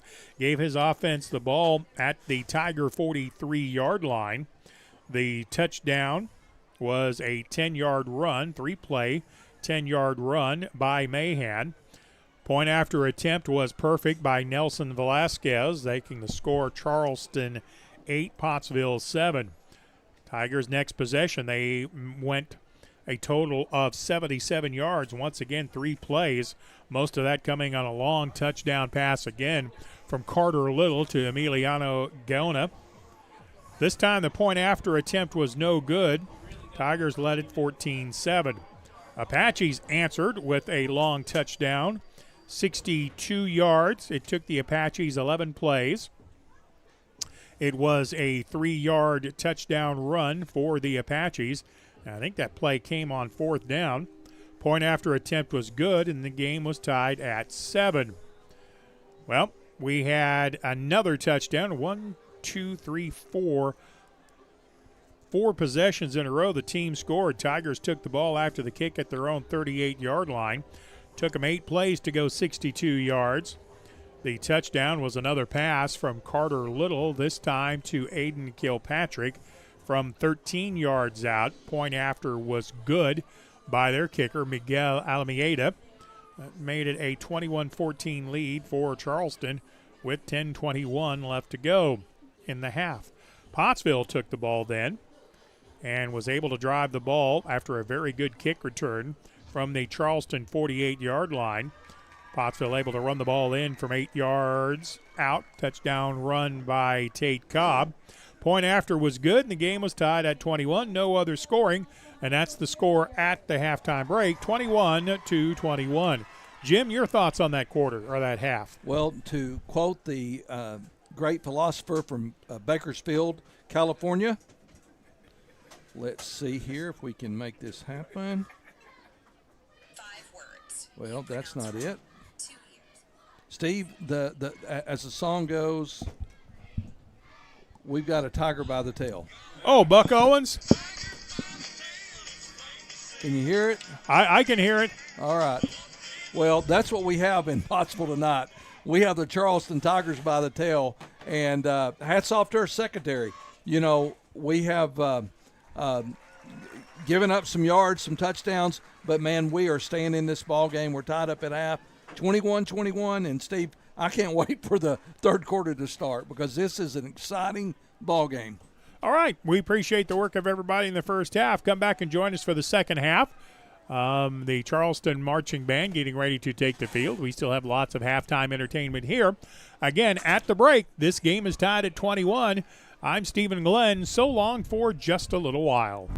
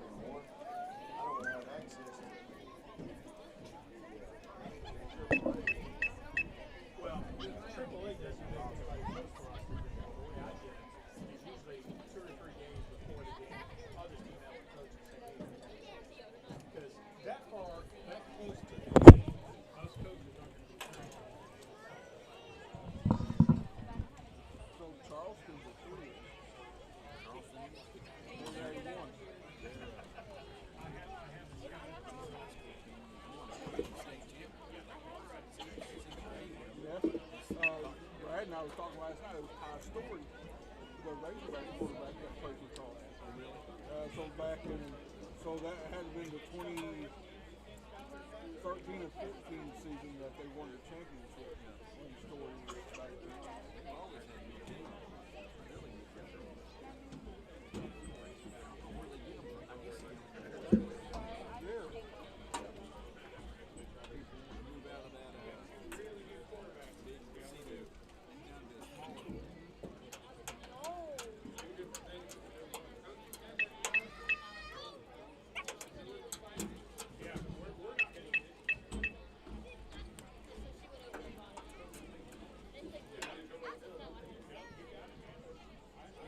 Ozark's losing right now. 17-14. Lamar too. Yeah. Lamar. That's what I was trying to find on here.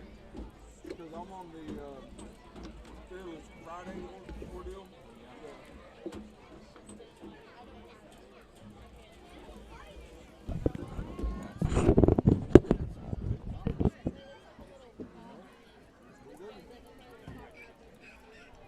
Ashdown's losing.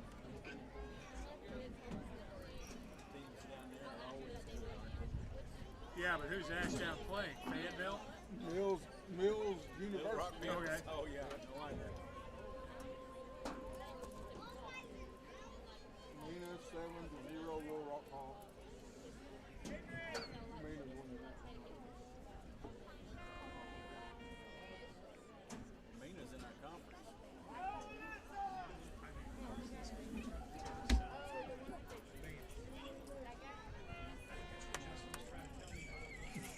Sorry, Justin, I forgot we were picking up sound from the band. I think that's what you're I don't see Lamar on here. Playing on that. Their opening game is bye. Who knows? Our bye is the last game, isn't it? Ours, yeah.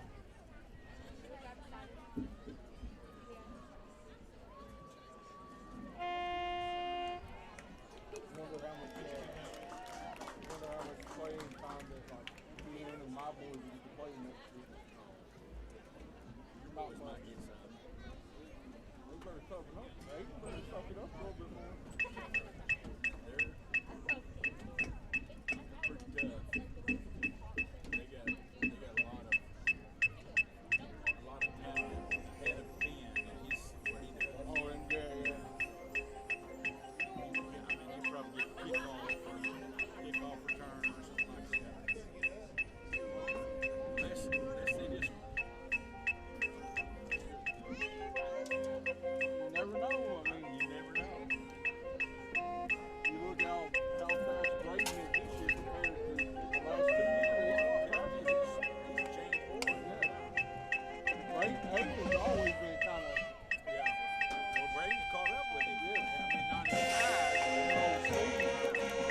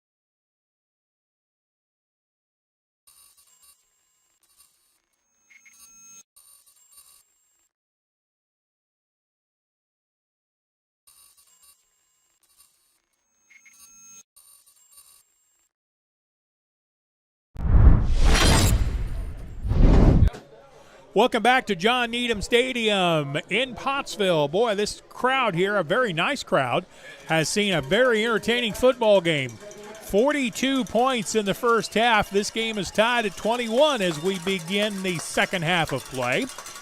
Basically, in a nutshell, Pottsville has had very little success stopping the Charleston passing game, and Charleston has had very little success stopping the Apache running game.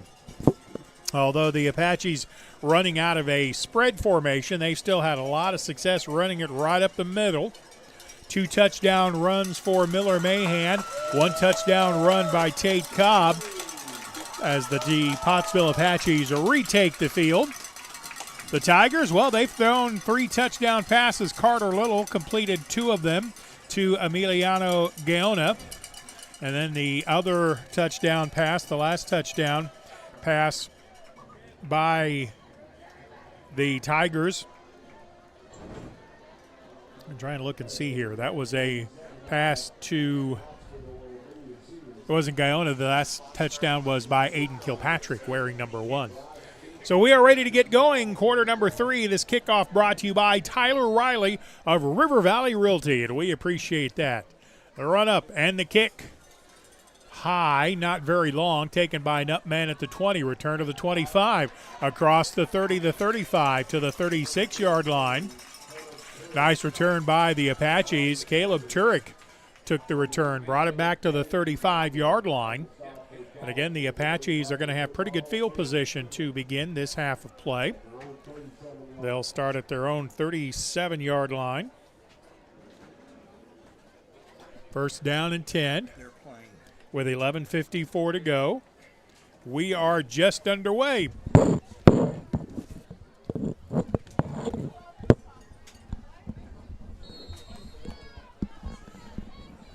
Actually, yeah, from the 36-yard line, first and 10 for the Apaches.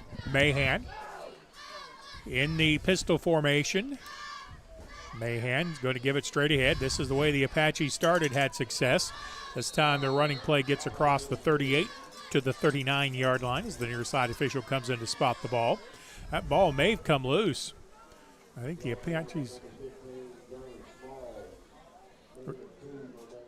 pick up of 2 on the play. To the 38-yard line. Brother Jim, welcome back. Well, Steve, it's good to be back. Everybody in the stands are excited about this football game, Steve. That's all they can talk about, how great a game it's been so far. Mahan rolls it to the left, tosses it, has a completion across midfield, up the left sideline, inside the 40 to the 39-yard line. Caleb Turek with his first catch of the night, and it's good enough for a McNeely Plumbing first down for the Apaches. Yeah, Caleb that time, Steve, he caught that ball, and we saw his jets that time. The young man's got some speed and just a good throw, good catch by number 15 to number 14. At the 40-yard line, they mark Turek out of bounds. First and 10 for Pottsville. From the left hash, short side left. Mahan with a give to the fullback. Spins out of one tackle, brings it ahead across the 35. Penalty flag in the backfield, and I think this is coming back. It was a good run by Tate Cobb. Let's see what the penalty is. I think it's a holding. Normally from there it is a hold. Yep, that's the call. It's going to erase another Apache first down and kind of put the Apache offense a little bit behind schedule as they'll mark off the penalty from the 39. My spider senses and Missouri taught mathematics tell me they're going to move it back to the 49. I'm impressed. I know. Yeah. Coach Siebert, my calculus teacher, would be too. Now, none of my college coaches or none of my college math teachers would tell you I could have got that right. From the 49, first down and 20. Mahan out of the gun with it's not out of the gun, empty back set. Back deep, looking, has time, good blocking. Now rolls it to the right, throws it to the near side. It's caught. Did it get a foot in bounds? He did. Pass completion to Keegan Jones. Good throw by Mahan to put it where only Jones could catch it. He did, and this time his toe was inbound. Yeah, good throw, good catch. To the 42-yard line. Steve, the guys down there, they gave me 3 hamburgers. Now, I didn't put anything on them, but they said they were afraid that they were going to get hit with a football, so they're giving burgers away. First and 10 Apaches, another McNeely Plumbing first down. Mahan's going to keep it. Straight quarterback draw, no reading here. He gets up the right hash to the 38, churns the legs down to the 37-yard line. And, boy, there's a lot of hitting going on in this ball game. That tackle made by Matthew Curtis, who wears number 6. Those burgers smell good. Well, they're hot off the grill. So the pickup is 5 on the play to the 37. Going to be third down and long, 3rd and 7. Boy, I'm wondering if this may be 4-down territory. Wide out goes wide to the left. That's Colby Stevenson. McNeely tied in on the left side. Out of the pistol. Fumble exchanged, and that's going to be recovered by Charleston, I think. Yep. Tigers recover the fumble. There's their first big break. Ryan Turner came up with the fumbled exchange. Yeah, big number 52 was at the right place at the right time. That exchange never happened. You want to wait to the very last second to pull that out and go where you're going to go, but might have waited about a count too long. Tigers get it 1st and 10, deep in their own territory at the 38-yard line, with 9:26 to go in the third. Little back to pass, rolls right. Sideline route's going to be complete at the 41-yard line. That pass is complete to Deegan Todd. Pretty good coverage by the Apache secondary that time. They kept Todd from turning upfield and getting more yards after the catch. We're going to mark him out of bounds at the 42-yard line. Pickup of almost 5. 2nd down and 5. This offense has been very impressive by the Tigers. They can really throw and catch the football. Pottsville may come on a blitz here. Toss sweep to the near side. That's on the ground, and it's covered just before Keegan Jones could get there. The toss looked like it was kind of on target, but Jared Smith and just couldn't bring it in. That's going to lose about 7 on the play. Apaches closing quickly on that one. Loss is back to the 37, so the loss is actually 6. 3rd down and 11.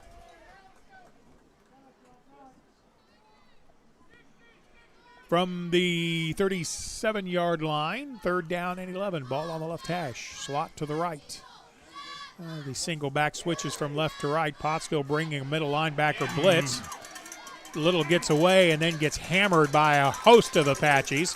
That time, they did not give Little time to survey the field and throw it. The blitz got through, and then the defensive line closed. They kept their gap integrity, and that loss is going to be a loss of about 7. Well, that's what defense needed to do, Steve, after that turnover by our offense. And Pottsville's offense is going to get the ball back. Good job, defense. Yeah, the Apache defense really picking up the team that time. It forced Charleston to go backwards. High snap, good job bringing it down. Low line drive kick's going to hit at the 40. Rolls to the 36, picked up. Return to the near side. Tuck that ball away to the 40, to the 41-yard line. Well, I get scared and they carry that ball like a loaf of bread sometimes. Yeah. That's Eli Morris. Eli's got bigger hands than I do, though. He can get away with that. Actually, he did a nice job of fielding that ball because that may have saved the Apaches 10 yards in field position. Yeah, at halftime, one of the people I was talking to was his uncle and his grandfather, Ronnie Morris. And they were talking about Eli just, if he would have caught that punt there right at the end of the second quarter, Steve, they kind of felt the same way. It might have gone to the house. Well, it sure would have been exciting, no doubt about that. It sure would have. Mahan, the only back in the backfield. Quarterback takes the snap. Blitz coming from the near side. Mahan has a man over the middle, thrown and catched at midfield. Up the field goes McNeely to the 30. Makes a move at the 25, to the 10, to the 5, down at the 4-yard line. Touchdown saving tackle by Caden Kilpatrick, but McNeely running over Tigers gets it all the way down for a 1st and goal to go at the 5. 55-yard pass completion. Well, Steve, we were talking about the other day or earlier in the game about a wall of Tigers, and our production manager down here. He said, well, that's called a ambush of Tigers. Well, how do you take care of an ambush of Tigers? Number 33. McNeely Plumbing 1st and 10 makes it a 1st and goal for the Apaches. Out of the dead tee. Give is to the left side, to the 2, to the 1. I believe that would. Colby Stevenson lined up in the backfield, took the handoff. They're actually going to mark him down at about the 3-yard line, pickup of 2. 21-21 the tie score. Pottsville with a big defensive stand and then an even bigger throw and catch. That was a whale of a catch by McNeely, too. It was. Again, the dead T formation on the 2nd and goal from the 3. Mahan calls the line set, give it on the trap play up the middle into the end zone. That is a Pottsville Apache touchdown. McNeely, the ball carrier, into the end zone for the Tyson Foods touchdown. Yeah, big number 33 kind of carried that series with the big catch and put the icing on the cake with the big run. Nelson Velasquez in to attempt the point after. Your holder is Caleb Turek. This snap is good. Kick is on the way, and the point after is perfect. 6:34 to go in the third. Pottsville has their first lead of the night over the Tigers, 28-21. We're back in 30 seconds.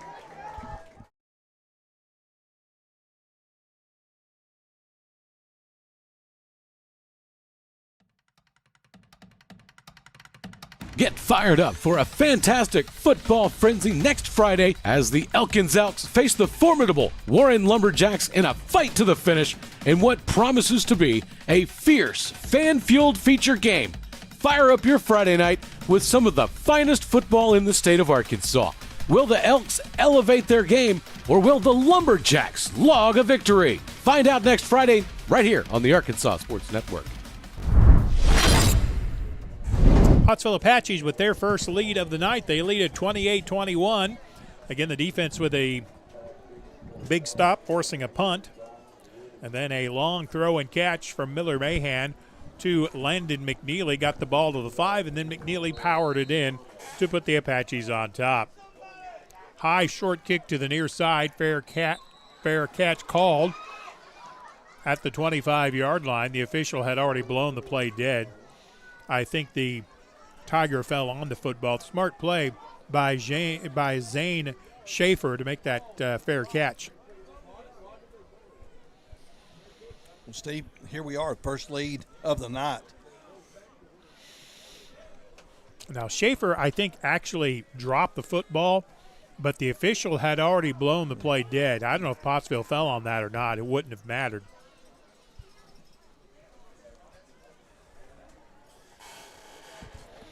So from their 27-yard line, 6:34 to go. We're in the third. I don't know enough to tell you what adjustments Pottsville made at halftime, but they sure worked on the first Tiger possession. Carter Little in the backfield. High snap. He brings it down. They give it to the first man through. And I believe that was Maddox Terry. Got across the 26 maybe. He picked up maybe a yard, Steve.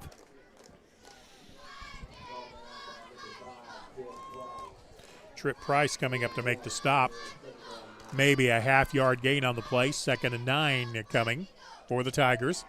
We're closing in on 6 minutes remaining in the third. 28-21 Pottsville with the lead. Tigers facing the 2nd and long. Carter Little, their very impressive quarterback, takes the count, snap, rolls it to the right side. Price grabs him, brings him down. Good job by Little getting rid of that football, but he throws it incomplete on the far sideline. That was Trip Price getting pressure in the backfield. It's going to bring up 3rd and long. Well, Steve, you said it. I think at halftime there has been some adjustments made for this defensive unit, and we are getting to the quarterback. Yeah, that's been the big difference. Now, how they're doing it, I'm not so sure, but good pressure by the Apache defense and has not given a lot of time to throw the ball. 3rd down, almost 10. Let's call it 9 from their own 27. Play clock down inside 10. Little takes the snap, middle blitz coming. Little rolls to the right side. He's being pursued, throws it over the middle, and that's going to be incomplete at the 39-yard line. Deep coverage by Keegan Jones. Pass intended at the 39. The receiver is still down at about the 35. I think, though, that's a cramp from the way he's holding his thigh.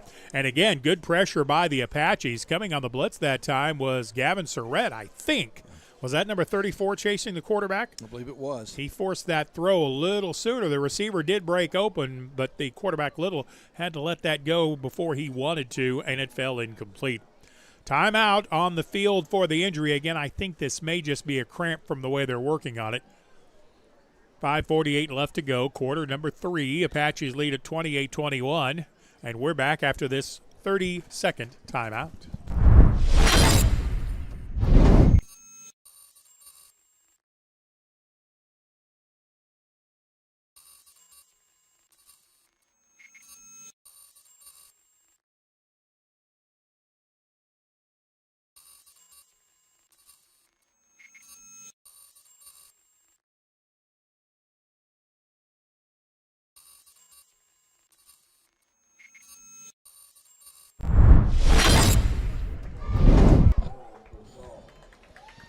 That was Aiden Kilpatrick, the intended receiver on the play, who was down. It is a cramp. He's up, got off the field under his own power. They'll get that left leg stretched out, rub some ice on it, feed him some pickle juice. Well, it's an artificial turf field. We don't have dirt.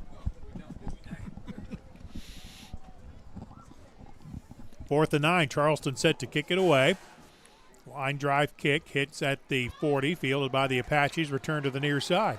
To midfield. Horse collar tackle on the near side. Did nobody see that? Well, they did, Steve. Okay. They got a flag.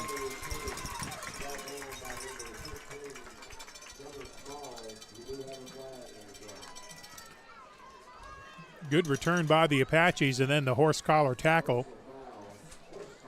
is going to move the ball well into Tiger territory. Pottsville could really take control of this ball game, Brother Jim. Yep. You know, Kobe Stevenson was return guy that time. Steven, just a great job fielding the ball and finding a seam and getting everything he could that time. Good job at number 10. You know, the Apache return game tonight has been very impressive.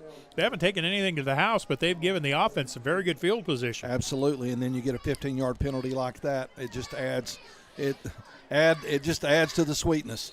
Well, it's a short field at the 32-yard line of the Tigers. Mahan takes the snap. They're going to give it to Stevenson. Boy, Charleston has this defended well. Also a penalty on the far side.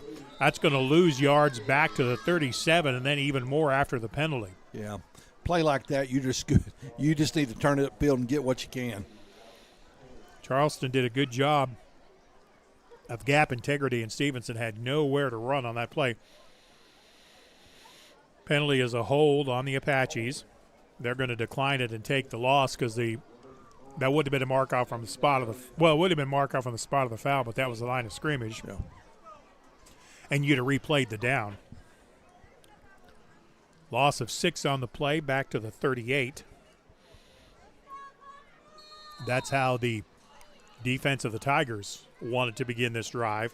They almost have to keep Pottsville out of the end zone here. 5:20 to go in the third. Apaches lead at 28-21. They face a 2nd down and 16 from the plus 38. Motion man left to right. Snap comes to Mahan. He's looking right all the way. Now brings it down. He could still throw it. He does. Had McNeely on the sideline, but the ball was just out of his reach at the 36-yard line. Pass falls incomplete. Going to bring up a 3rd down and long.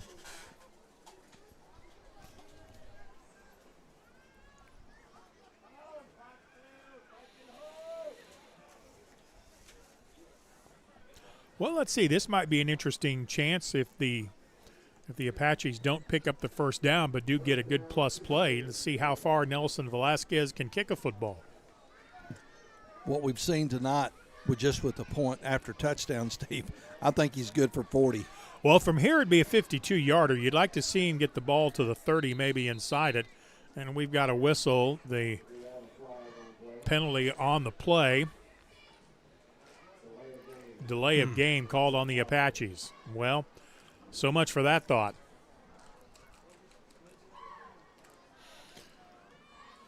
going to cost the Apaches 5 more yards. It's going to be 3rd down and 21 back at the 42. It's the first one of those we've seen tonight. Motion man comes from the left to right. That's Jones, back to pass. Mahan has time. Starts to run, pulls it back out. Blitz coming. Mahan rolls right, has a man over the middle if he sees him. He does. There's the throw, but just out of the reach of Colby Stevenson. That's easy for me to see up here. Had him for the first down, but the pass falls incomplete and it'll be 4th down. Well, you're not going to kick a field goal from here, so you hope maybe your punter can pin them deep. Just flip that field. Colby Stevenson will be the punter for the Apaches. On the 4th down and long, credit the Tiger defense with a big stop there. Charleston a little late getting the 12th man off the field, but they're fine. Play clock at 8. Stevenson will hit the ball at about the 48-yard line. Snap is good. Nice end-over-end kick to the near side. Bounces at the 15, rolls out of bounds near the 10. That's the old coffin corner kick you don't see very often, and Stevenson executed it well. Goes out of bounds at the 10. It'll be 1st and 10. Tigers from their own 10.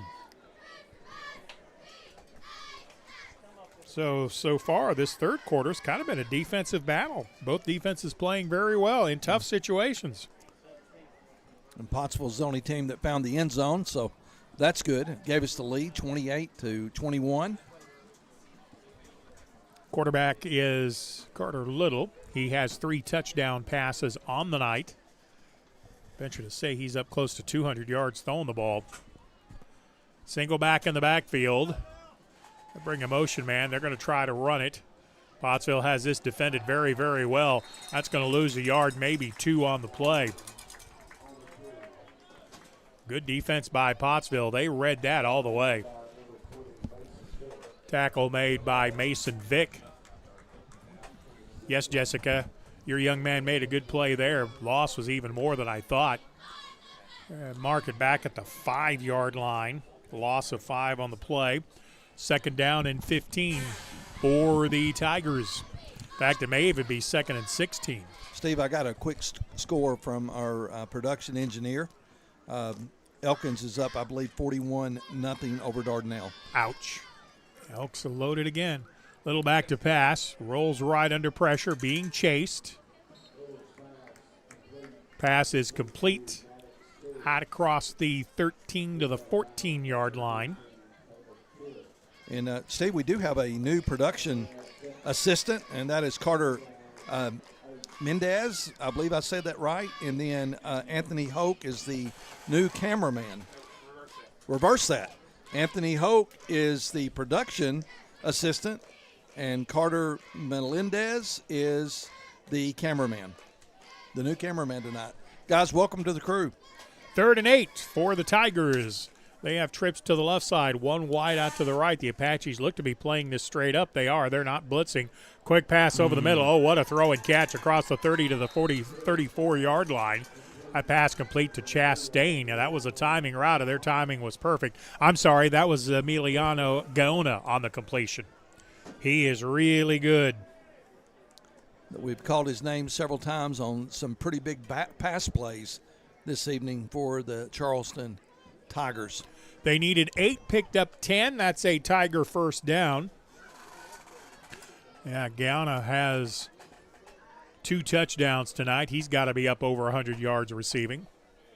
So Charleston gets out of a hole deep in their own territory. They snap it, shotgun snap. Pass is going to complete on the screen across the 35, up the right side of the 40 to the 43-yard line. A little bit of jawing going on now down on the field. Yeah, a little bit of shoving and pushing. I believe that was Gaona again on the completion. Good for 9 yards out to the 44. I don't think he liked the way Mr. Kobe Stevenson tackled him, but Kobe had a great tackle that time. Watch out here, 2nd down and a yard. Watch out for Coach Ricky May taking a shot here with the way quarterback Carter Little can throw the football. Little's back to pass, rolls right, under pressure, sends it up the right side, skips it to the receiver. That's incomplete. Apache pressure made that throw happen a little bit sooner than they wanted. It was intended for Maddox Terry. It falls incomplete. 3rd down in the yard. Yeah, I believe that was Trip Price putting the pressure on Carter, the quarterback, that time. Well, that's got to be the trick. You got to put some pressure on him. If you let him sit back there and roll around and survey the field as much as he wants, he will pick apart even a really good defense. 3rd down in the yard.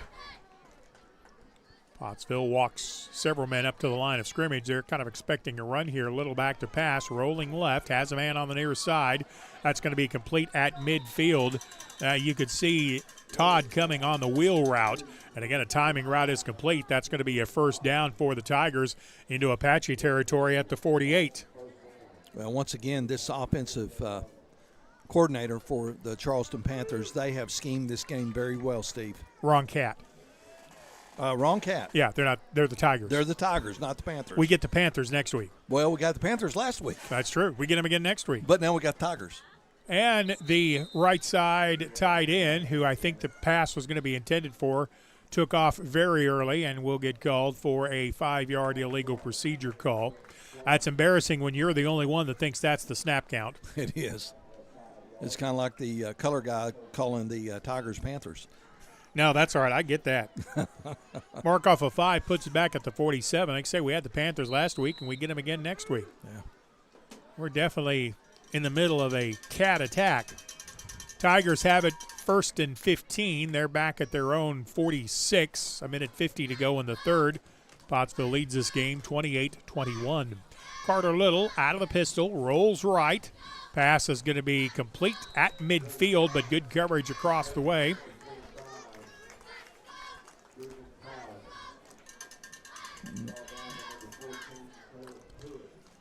Tackle made for the Apaches by Caleb Turek. Very minimal gain on that play. Got it out to the 49, only picked up about 2. So far, Pottsville has done a good job keeping the receivers of the Tigers in front of them. They haven't had anybody streaking loose in the secondary.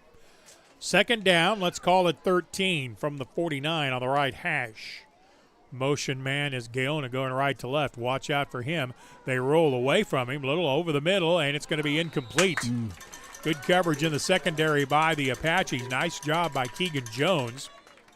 No place for Little to throw that football, and I think Jones had man-to-man coverage on Aiden Kilpatrick. Good to see Aiden back in the game. He has worked the cramp out of his leg.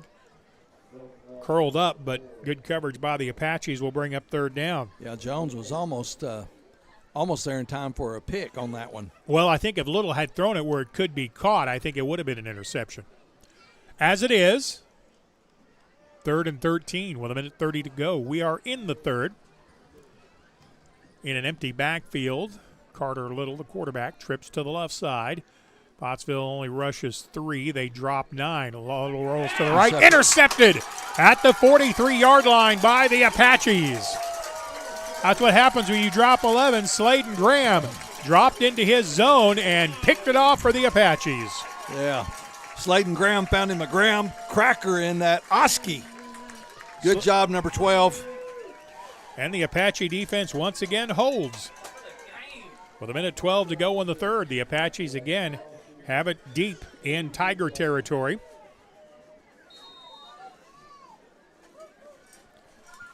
The Apaches have it at the 45-yard line. 1st and 10. Direct snap. Mahan reads keep it. Penalty flag comes flying in, 2 or 3 of them. May have been a couple of holding calls there. Mahan did get ahead across the 45 to the 44. Spun down at the 43-yard line. Colby Stevenson lost his helmet and came up limping. Yeah. He's going to have to get out of the game. Yep, and Pottsville going backwards. Although Mahan will get the benefit of having picked up 6 yards, so this penalty not quite as bad as it could have been. Boy, that's 2 big penalties called very close together against the Apaches. That's going to move it back to the 44-yard line.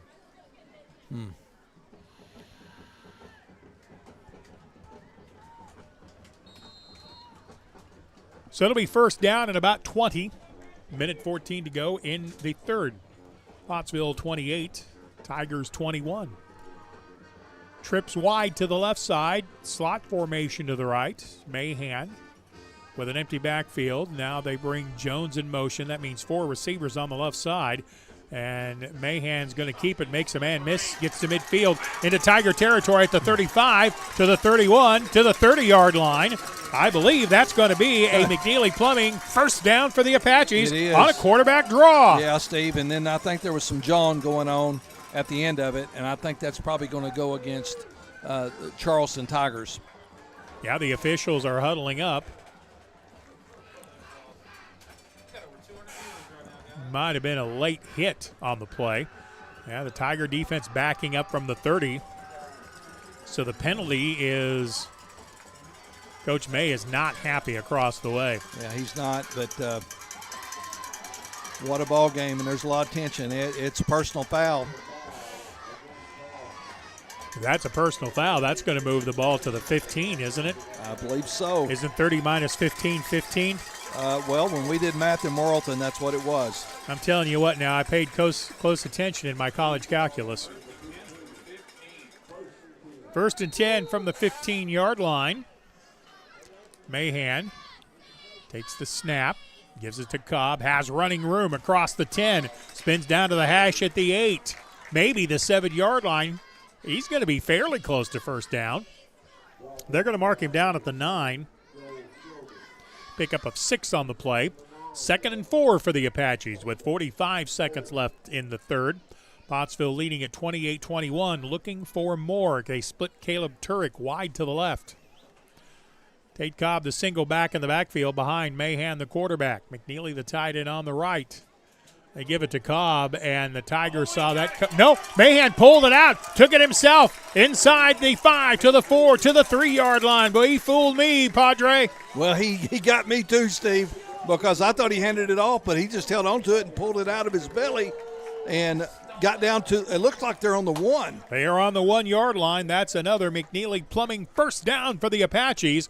1st and goal to go from the 1 with a little feat of prestidigitation by the Apache quarterback. Yeah, Houdini's in the house. No joke.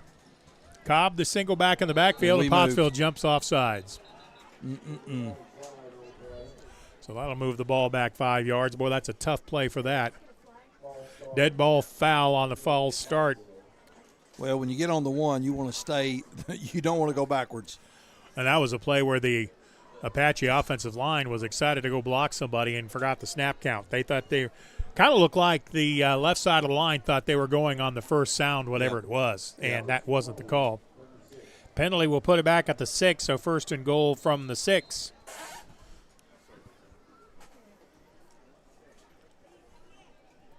Penalty stops the clock with 1 second to go in the third. 1st and goal from the 6. Wideout goes wide to the left. Single wideout wide to the right. Balanced formation on the line. Mahan takes the snap. Cuts it inside the defensive end. Gets to the 2. To the 1. Did he get into the end zone? Not quite, did he? They're going to call him down at the 2-yard line. It'll be 2nd and goal from the 2. That is the end of the third quarter of play. After 3, Pottsville 28, Charleston 21. Back after this 30-second timeout.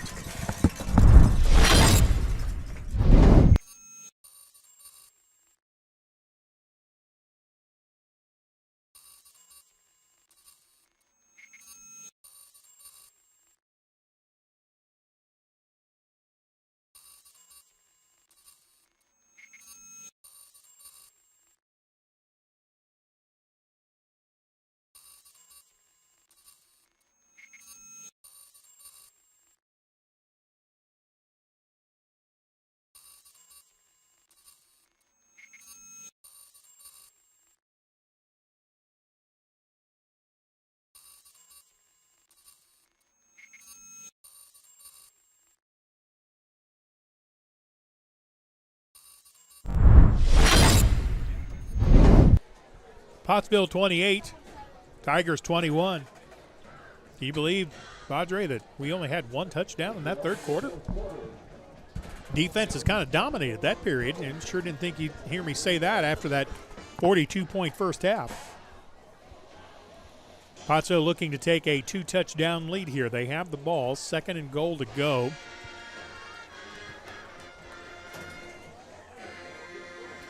I called it the 2. It's actually at the 3. Second and goal to go. Mahan up under center. Takes the snap. Gives it to McNeely. Keeps his legs turning. Gets down to about the 1.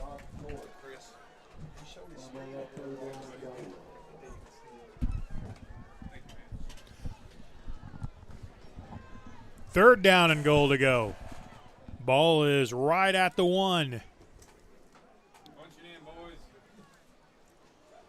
I would think that's probably the goal here. Quick give on the trap play to McNeely that time. I thought for a second he was going to get in, but good quick support by the Tiger linebacker and crew stopped it. Pottsville in the dead tee. Mahan under center. He's going to keep it. Tries to go left and then gets a huge push. Did he not get into the end zone? Yes, he did. Touchdown by Miller Mahan from 1 yard out. The touchdown brought to you by Tyson Foods. His third touchdown, rushing touchdown tonight.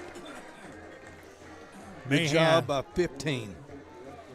And a good job by the offensive line. And then all 3 players in the dead tee kind of pushed him forward into the end zone. Pottsville just basically out-muscled the Tiger defensive line on that play.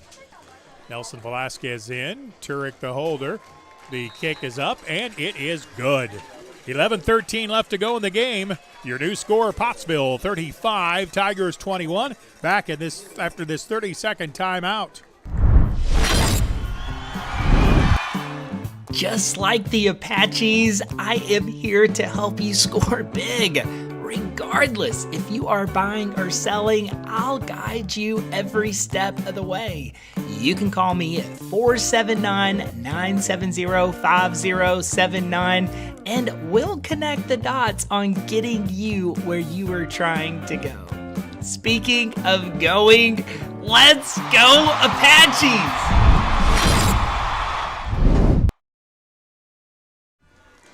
Tigers 21 as we get ready for the Tyler Riley kickoff. Tyler Riley is with River Valley Realty. We appreciate their sponsorship and his work.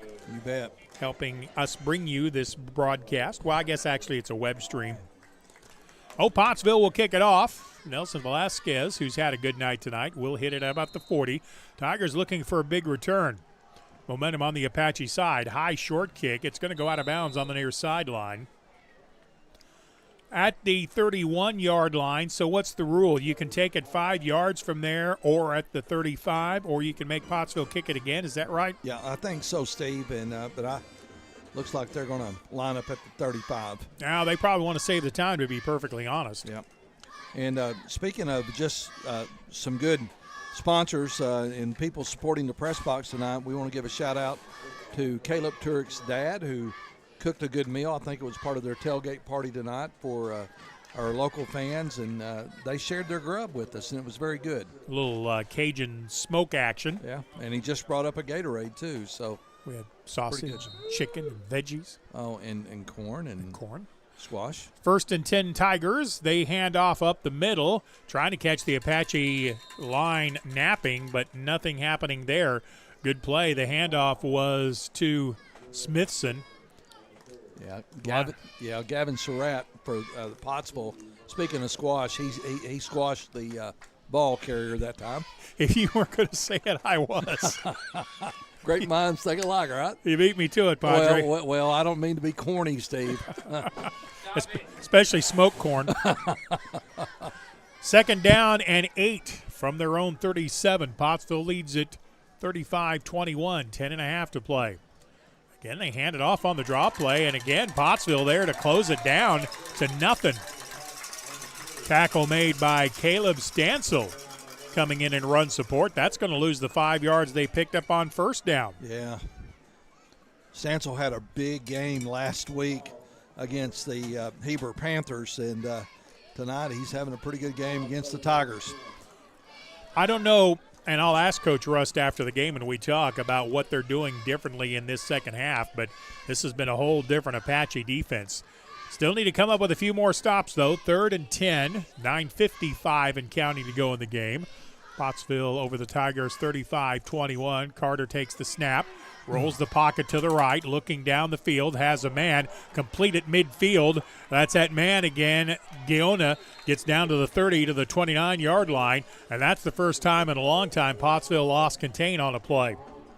Yeah, number 14, Caleb Turk on the tackle for the Apaches and saving a touchdown.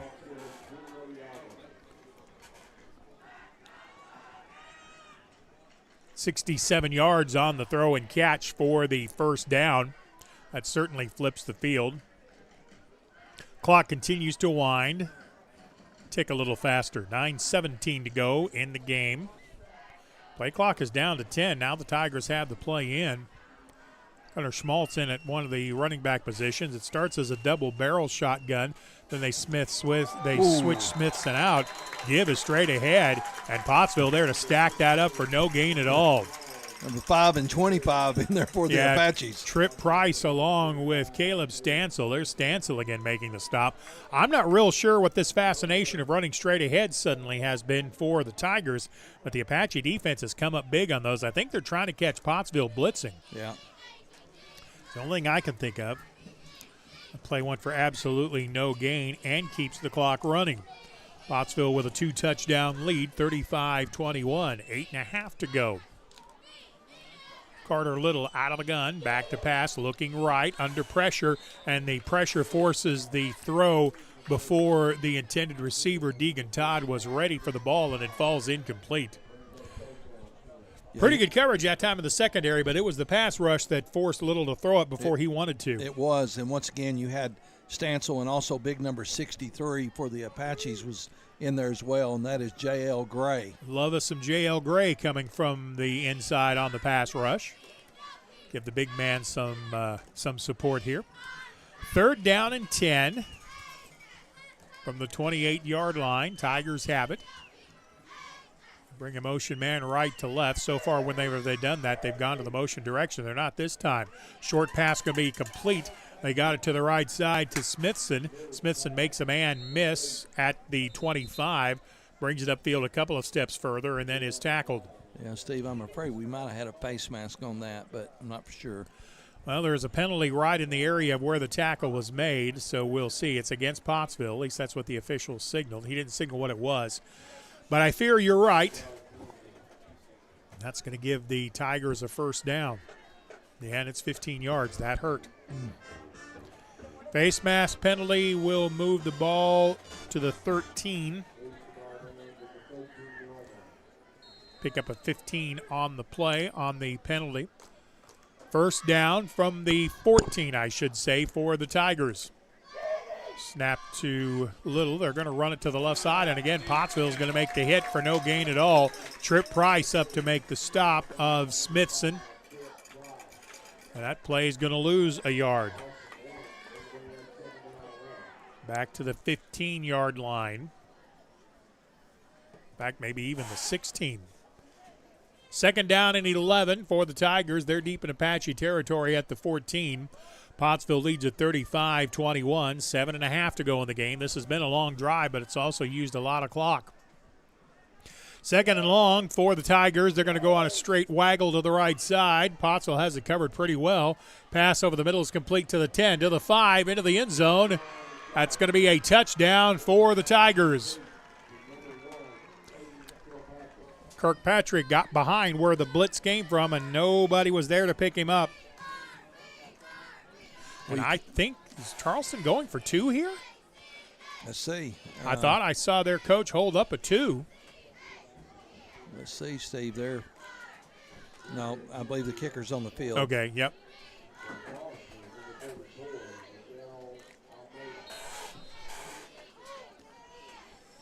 Miguel Almeida, the left-footed kicker, sends it on the way, and his kick is good. So your new score with 7:20 to go in the game, Pottsville 35, the Tigers 28. We're back in 30 seconds. Ball game.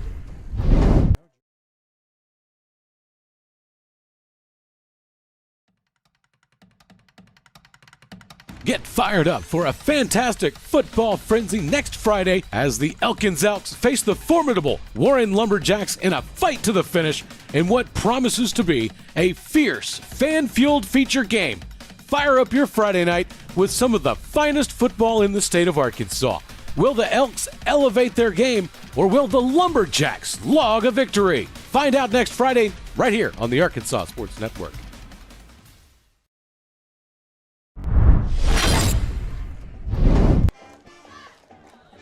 Watch the onside kick here, gentlemen.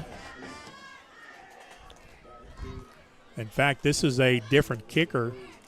This is Bryce Beeson on to kick it. Pottsville's kind of thinking that way. Impressive drive again by the Tigers. 8 plays, 65 yards. The final 15 yards coming on a touchdown pass from Little to Kilpatrick. Now the kick is deep. It's going to be fielded on the near side. In stride, Keegan Jones reverses direction, cuts back, has running room, crosses the 35 to the 45 to the 47-yard line, and Pottsville's going to get 15 more yards on either a horse collar or a face mask. It was one of the two, Steve. I think he grabbed the horse collar first, and I think he graduated to the face mask. Can you call 2 penalties on the tackle? Well, that'd be great if we could pick up 30 yards. But I think we're going to pick up 15 more. And how about this Apache return game? They're looking good tonight, Steve. Special Yeah, teams has really looked good. Keegan Jones with some big returns, and he's had some good blocking. The officials are going to talk this over. They'll spot it for the moment at the Apache 47. I'm not sure what they're discussing. They're going to wave off the flag. Oh, you got to be kidding me. I thought that was an obvious horse collar. I think it was too. Well, they pick up the flag, so the Apache still have it in good field position after the return at the 47-yard line. Coach Russ is going to want an explanation of that. Pottsville has it 1st and 10 at their 47. Mahan keeping it. Has running room across midfield into Tiger territory at the 46-yard line. No, excuse me, that was actually a handoff. Keegan Jones with a big pickup. Yep. To the 46-yard line. He's going to pick up 7, almost 8. Yeah, a little counter play that time, Steve. Fooled everybody, including yours truly. Well, Keegan Jones has had a big game. He has really contributed all over the place. 2nd down and about 3. 6:30 to go in the game. Pottsville leads at 35-28. Mahan takes the pistol snap, gives it to the first man through across the 45, maybe to the 44-yard line. Cobb, the ball carrier. Tate Cobb will pick up about a yard, bring up 3rd down and a yard and a half.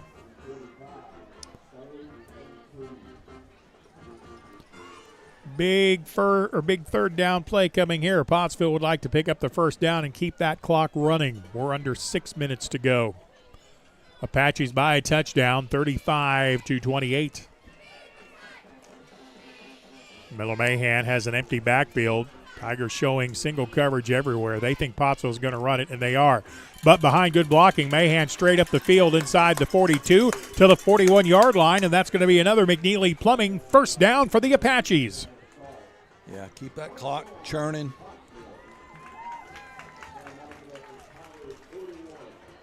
Ball is at the 41-yard line. After a pickup of 4 on the play. 1st and 10, deep in Tiger territory, or at least on the Tiger side of the field. Mahan again with an empty backfield set. 2 Tigers jump into the neutral zone on the hard count, and Pottsville's going to pick up 5 more yards. That's good. So 5 yards will make it a 1st and 5 at the 36-yard line.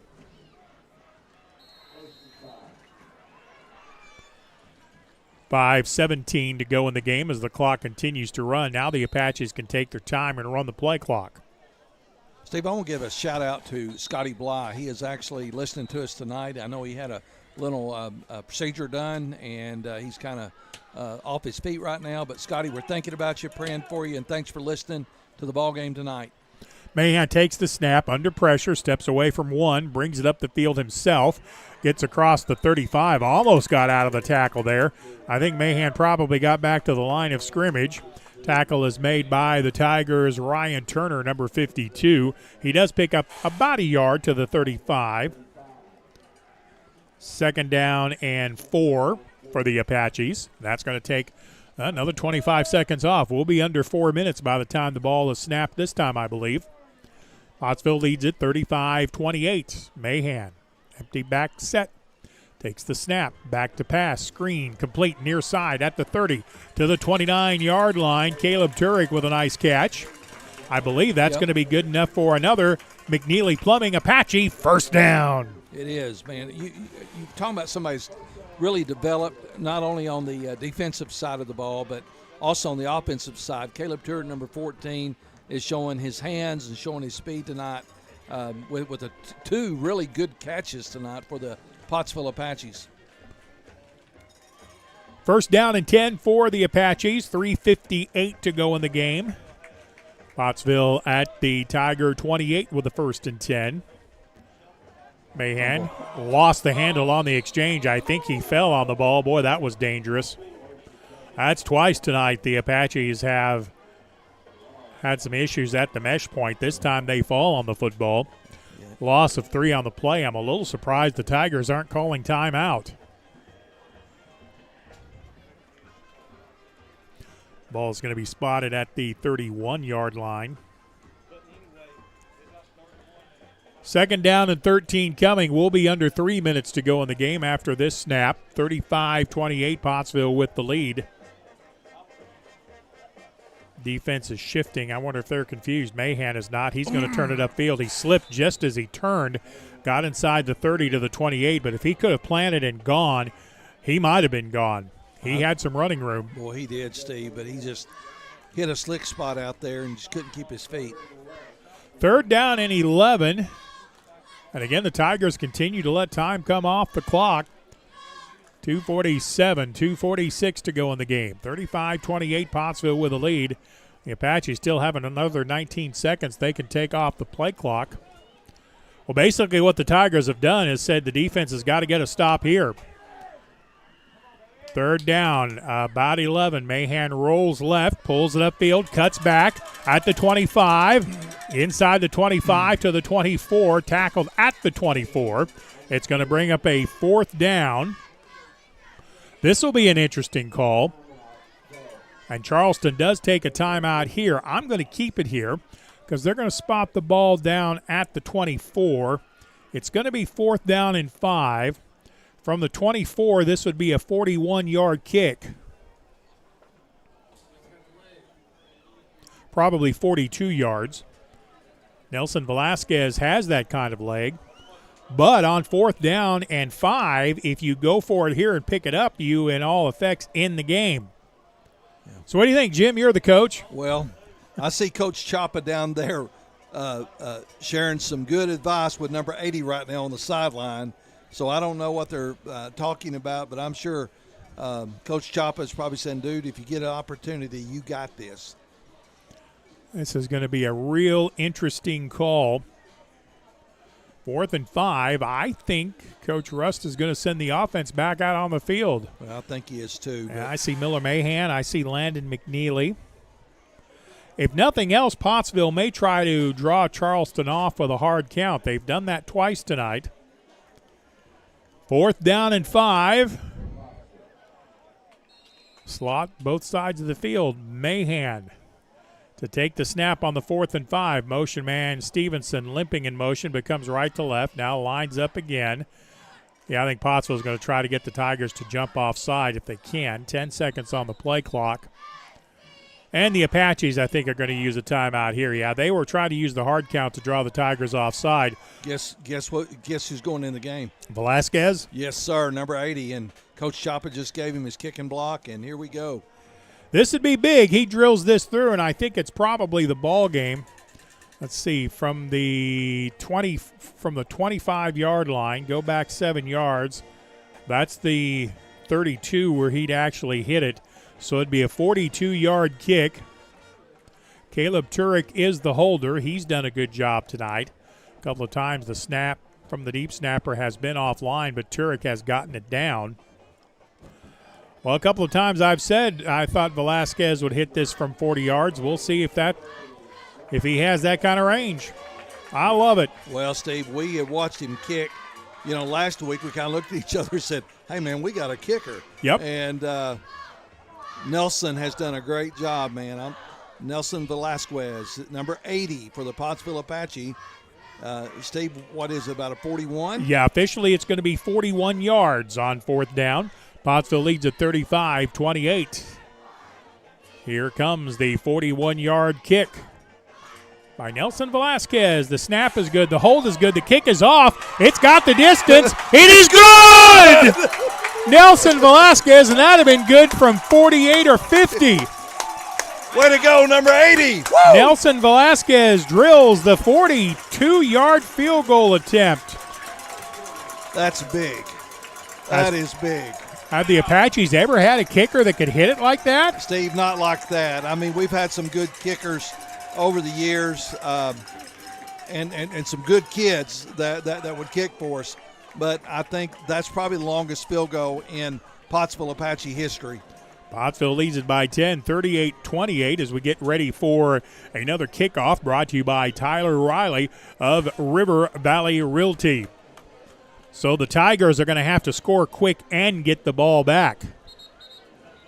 Yeah. And who said kickers are not worth their weight in gold? Man, I'm telling you. I'll take number 80, man. Come on. Good job, Nelson. Oh, Nelson Velasquez drilled that. That snap was perfect. Caleb still had to catch it and get it down, but once he did, Velasquez just pounded it. So the Tigers need a big return here. High short kick to the near side. It's going to be taken at the 29-yard line. Return left by Wilbing. Gets outside the 40 to the 41, maybe the 42-yard line, before the tackle is out of bounds at the 42. I believe for the Apaches that might have been Kai Mahan on the hit. I think it was number 2. And, Steve, now it's time for Apaches to play some cat defense here, man. 2:08 left to go in the game. Pottsville leads at 38-28. Keep everything in front of you. 1st and 10 Tigers from their 41. I'm betting they abandon the running game here.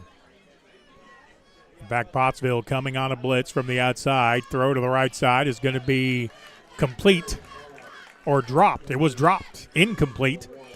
Aiden Kilpatrick, the intended receiver. I think he heard footsteps coming from the Apache defense. Yeah, that's number 4 over there. That's Keegan Jones defending for the Apaches, and he was coming fast.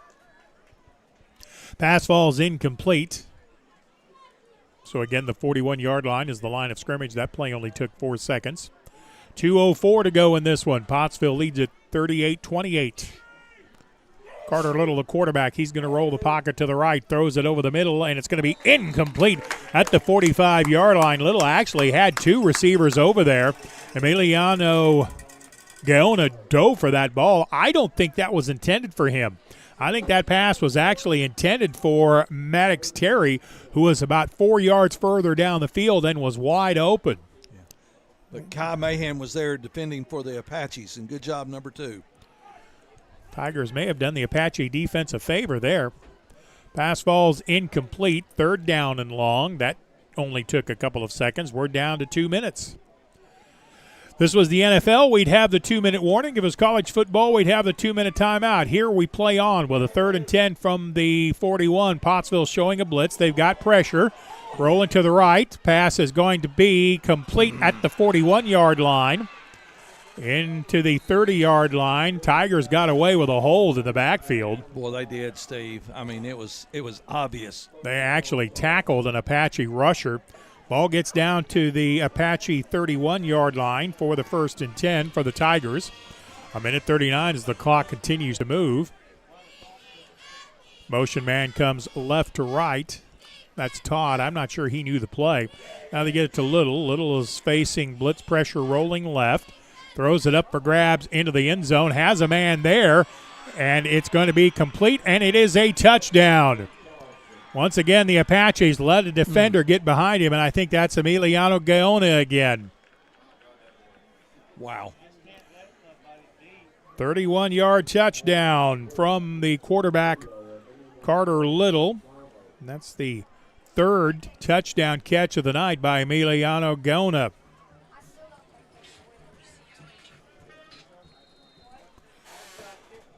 Big kick coming up here by Miguel Almeida. Snap is low. They do get it down. Line drive kick is going to split the uprights, and it's good. Minute 21 to go in the ball game. Pottsville leads at 38-35. We'll come back with a Tiger onside kick, I would assume, after this 30-second timeout. This is Apache football. Just like the Apaches, I am here to help you score big. Regardless if you are buying or selling, I'll guide you every step of the way.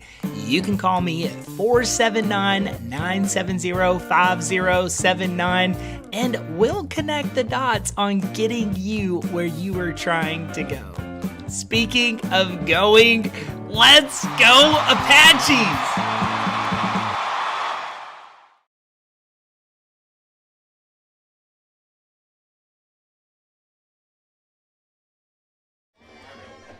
Tyler Riley of River Valley Realty is going to bring you this kickoff. Pottsville is going to put one man deep, and then the hands team is going to be within 10 yards. I would think this is going to be an onside kick. Bryce Beeson is the kicker. Now, what he could do is he could try to plant it down in the neighborhood of the 25 and see if you can beat him down there. Nope. Onside kick coming. Pottsville fields it at midfield. Number 19, Steve. Good play by Noah Metcalf coming up with the onside kick attempt. Metcalf fielded it like a second baseman. And Pottsville will have the ball, 1st and 10 at their 49-yard line. That was a huge play by Noah Metcalf to field it that way, Steve. And, man, these young guys are getting out there with good hands. And, you know, they right now a lot of them might not get a lot of playing time. But when you get in the game, make a difference. Number 19 just made a difference. McNeely goes wide to the right, single wide out to the left side. Mahan gives it to the first man through at midfield. Now the Tigers do have a couple of timeouts. Tate Cobb goes straight ahead to get the clock started. And Charleston will use their timeout with 1:15 to go in the game. The thing I wanted to say that Metcalf did on fielding that punt, or that onside kick attempt, was a good job by Bryce Beeson to get that ball in over in and bouncing on the turf. It bounced up high, and the thing Metcalf did was he didn't try to catch it next to his body. Right. He got his hands out there and caught it away from him and then brought it in. You bet.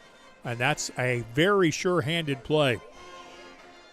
Charleston can stop the clock one more time. We'll see here. Pottsville gets this play off.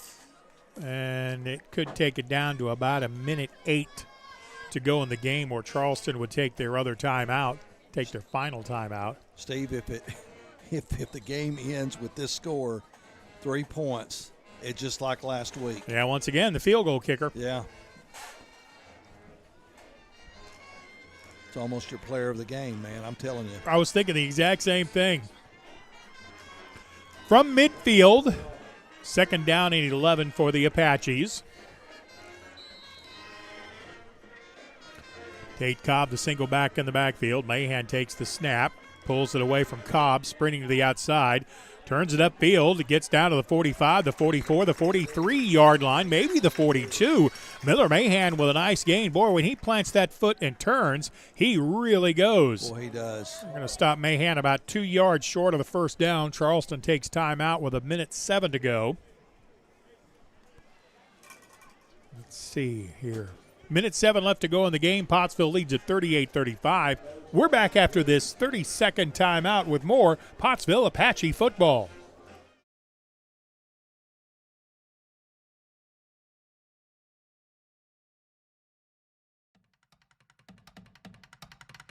Get fired up for a fantastic football frenzy next Friday as the Elkins Elks face the formidable Warren Lumberjacks in a fight to the finish in what promises to be a fierce, fan-fueled feature game. Fire up your Friday night with some of the finest football in the state of Arkansas. Will the Elks elevate their game, or will the Lumberjacks log a victory? Find out next Friday right here on the Arkansas Sports Network. Back at John Needham Stadium, 3rd down and 2 for the Apaches. First down here would end it. Mahan, empty back set. Motion man comes right to left. That's Jones. Mahan's going to take it, turns it upfield. Has an Apache first down at the 35 to the 34-yard line. And that's going to be a McNeely Plumbing game-winning first down for the Apaches. Yeah, number 15 even celebrated with the first down. Here we go, and a good job there by number 15, Miller Mahan. Miller Mahan, the ball carrier. That's going to be an Apache first down, and I don't think the Tigers can stop the clock again. Nope. No, but Steve, hats off to this Charleston team. Their first ball game of the season, and it's on the road in Pottsville, and man, what a ball game tonight. Their offense did not execute like a team playing their first real game of the year. Their offense is really good. My favorite formation, the victory formation, as Mahan takes the snap, backs up 2 yards, takes the knee, and that'll do it. Pottsville will not have to snap the ball again. Your final score, the Pottsville Apaches 38, Charleston Tigers 35. We'll come back after this 1-minute timeout to wrap it up from John Needham Stadium.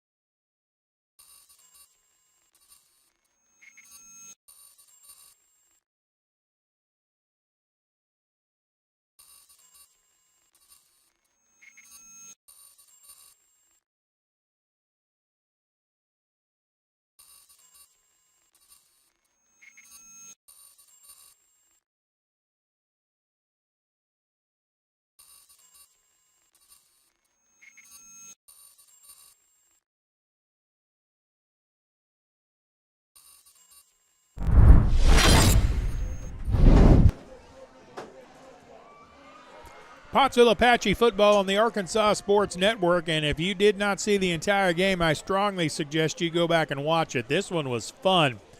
This game was tied at 21 at halftime, and then the Apaches end up winning at 38-35 as the Apaches win the game once again with a field goal kicker. We're going to name Nelson Velasquez as our player of the game. I think there's a unanimous consent on that. Velasquez nailed all the extra points. In fact, I think he's perfect on the year with point after.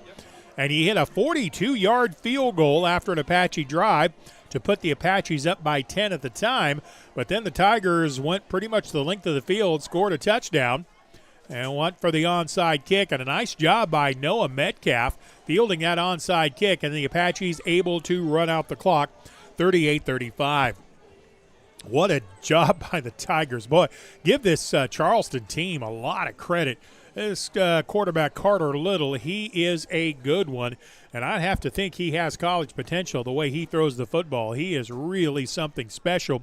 3 touchdown passes to Emiliano Gaona, and that kept the Tigers close in the end in this ballgame.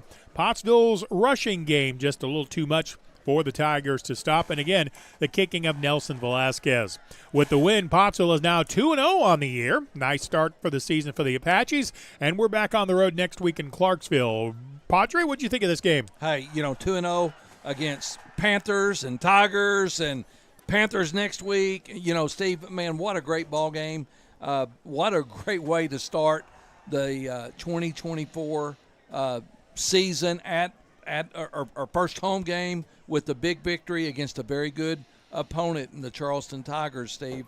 And but what about number 80, man? Once again, we have won 2 ball games with a margin of 3 points, and I'm very thankful for number 80, Nelson Velasquez. Well, Justin Smith did his normal nice job, but he had a host of multitudes helping out. Some of the young men from the East Lab contributed, doing some production work and some camera work. So we want to say thank you to the Pottsville East Lab. Carter Melendez and Anthony Hoke helped out on this webcast a whole bunch. Brother Jim, appreciate your work. Jim Huffman, thank you. Thank you, Steve, man. What a great – Justin, man, this was fun. It really was. It was fun, yeah. Yep. If you did not see it, I strongly suggest you go back and watch it. I'm Stephen Glenn. Again, your final score, the Pottsville Apaches 38, Charleston's Tigers 35. Thanks for your time this time. Till next time. So long, everybody.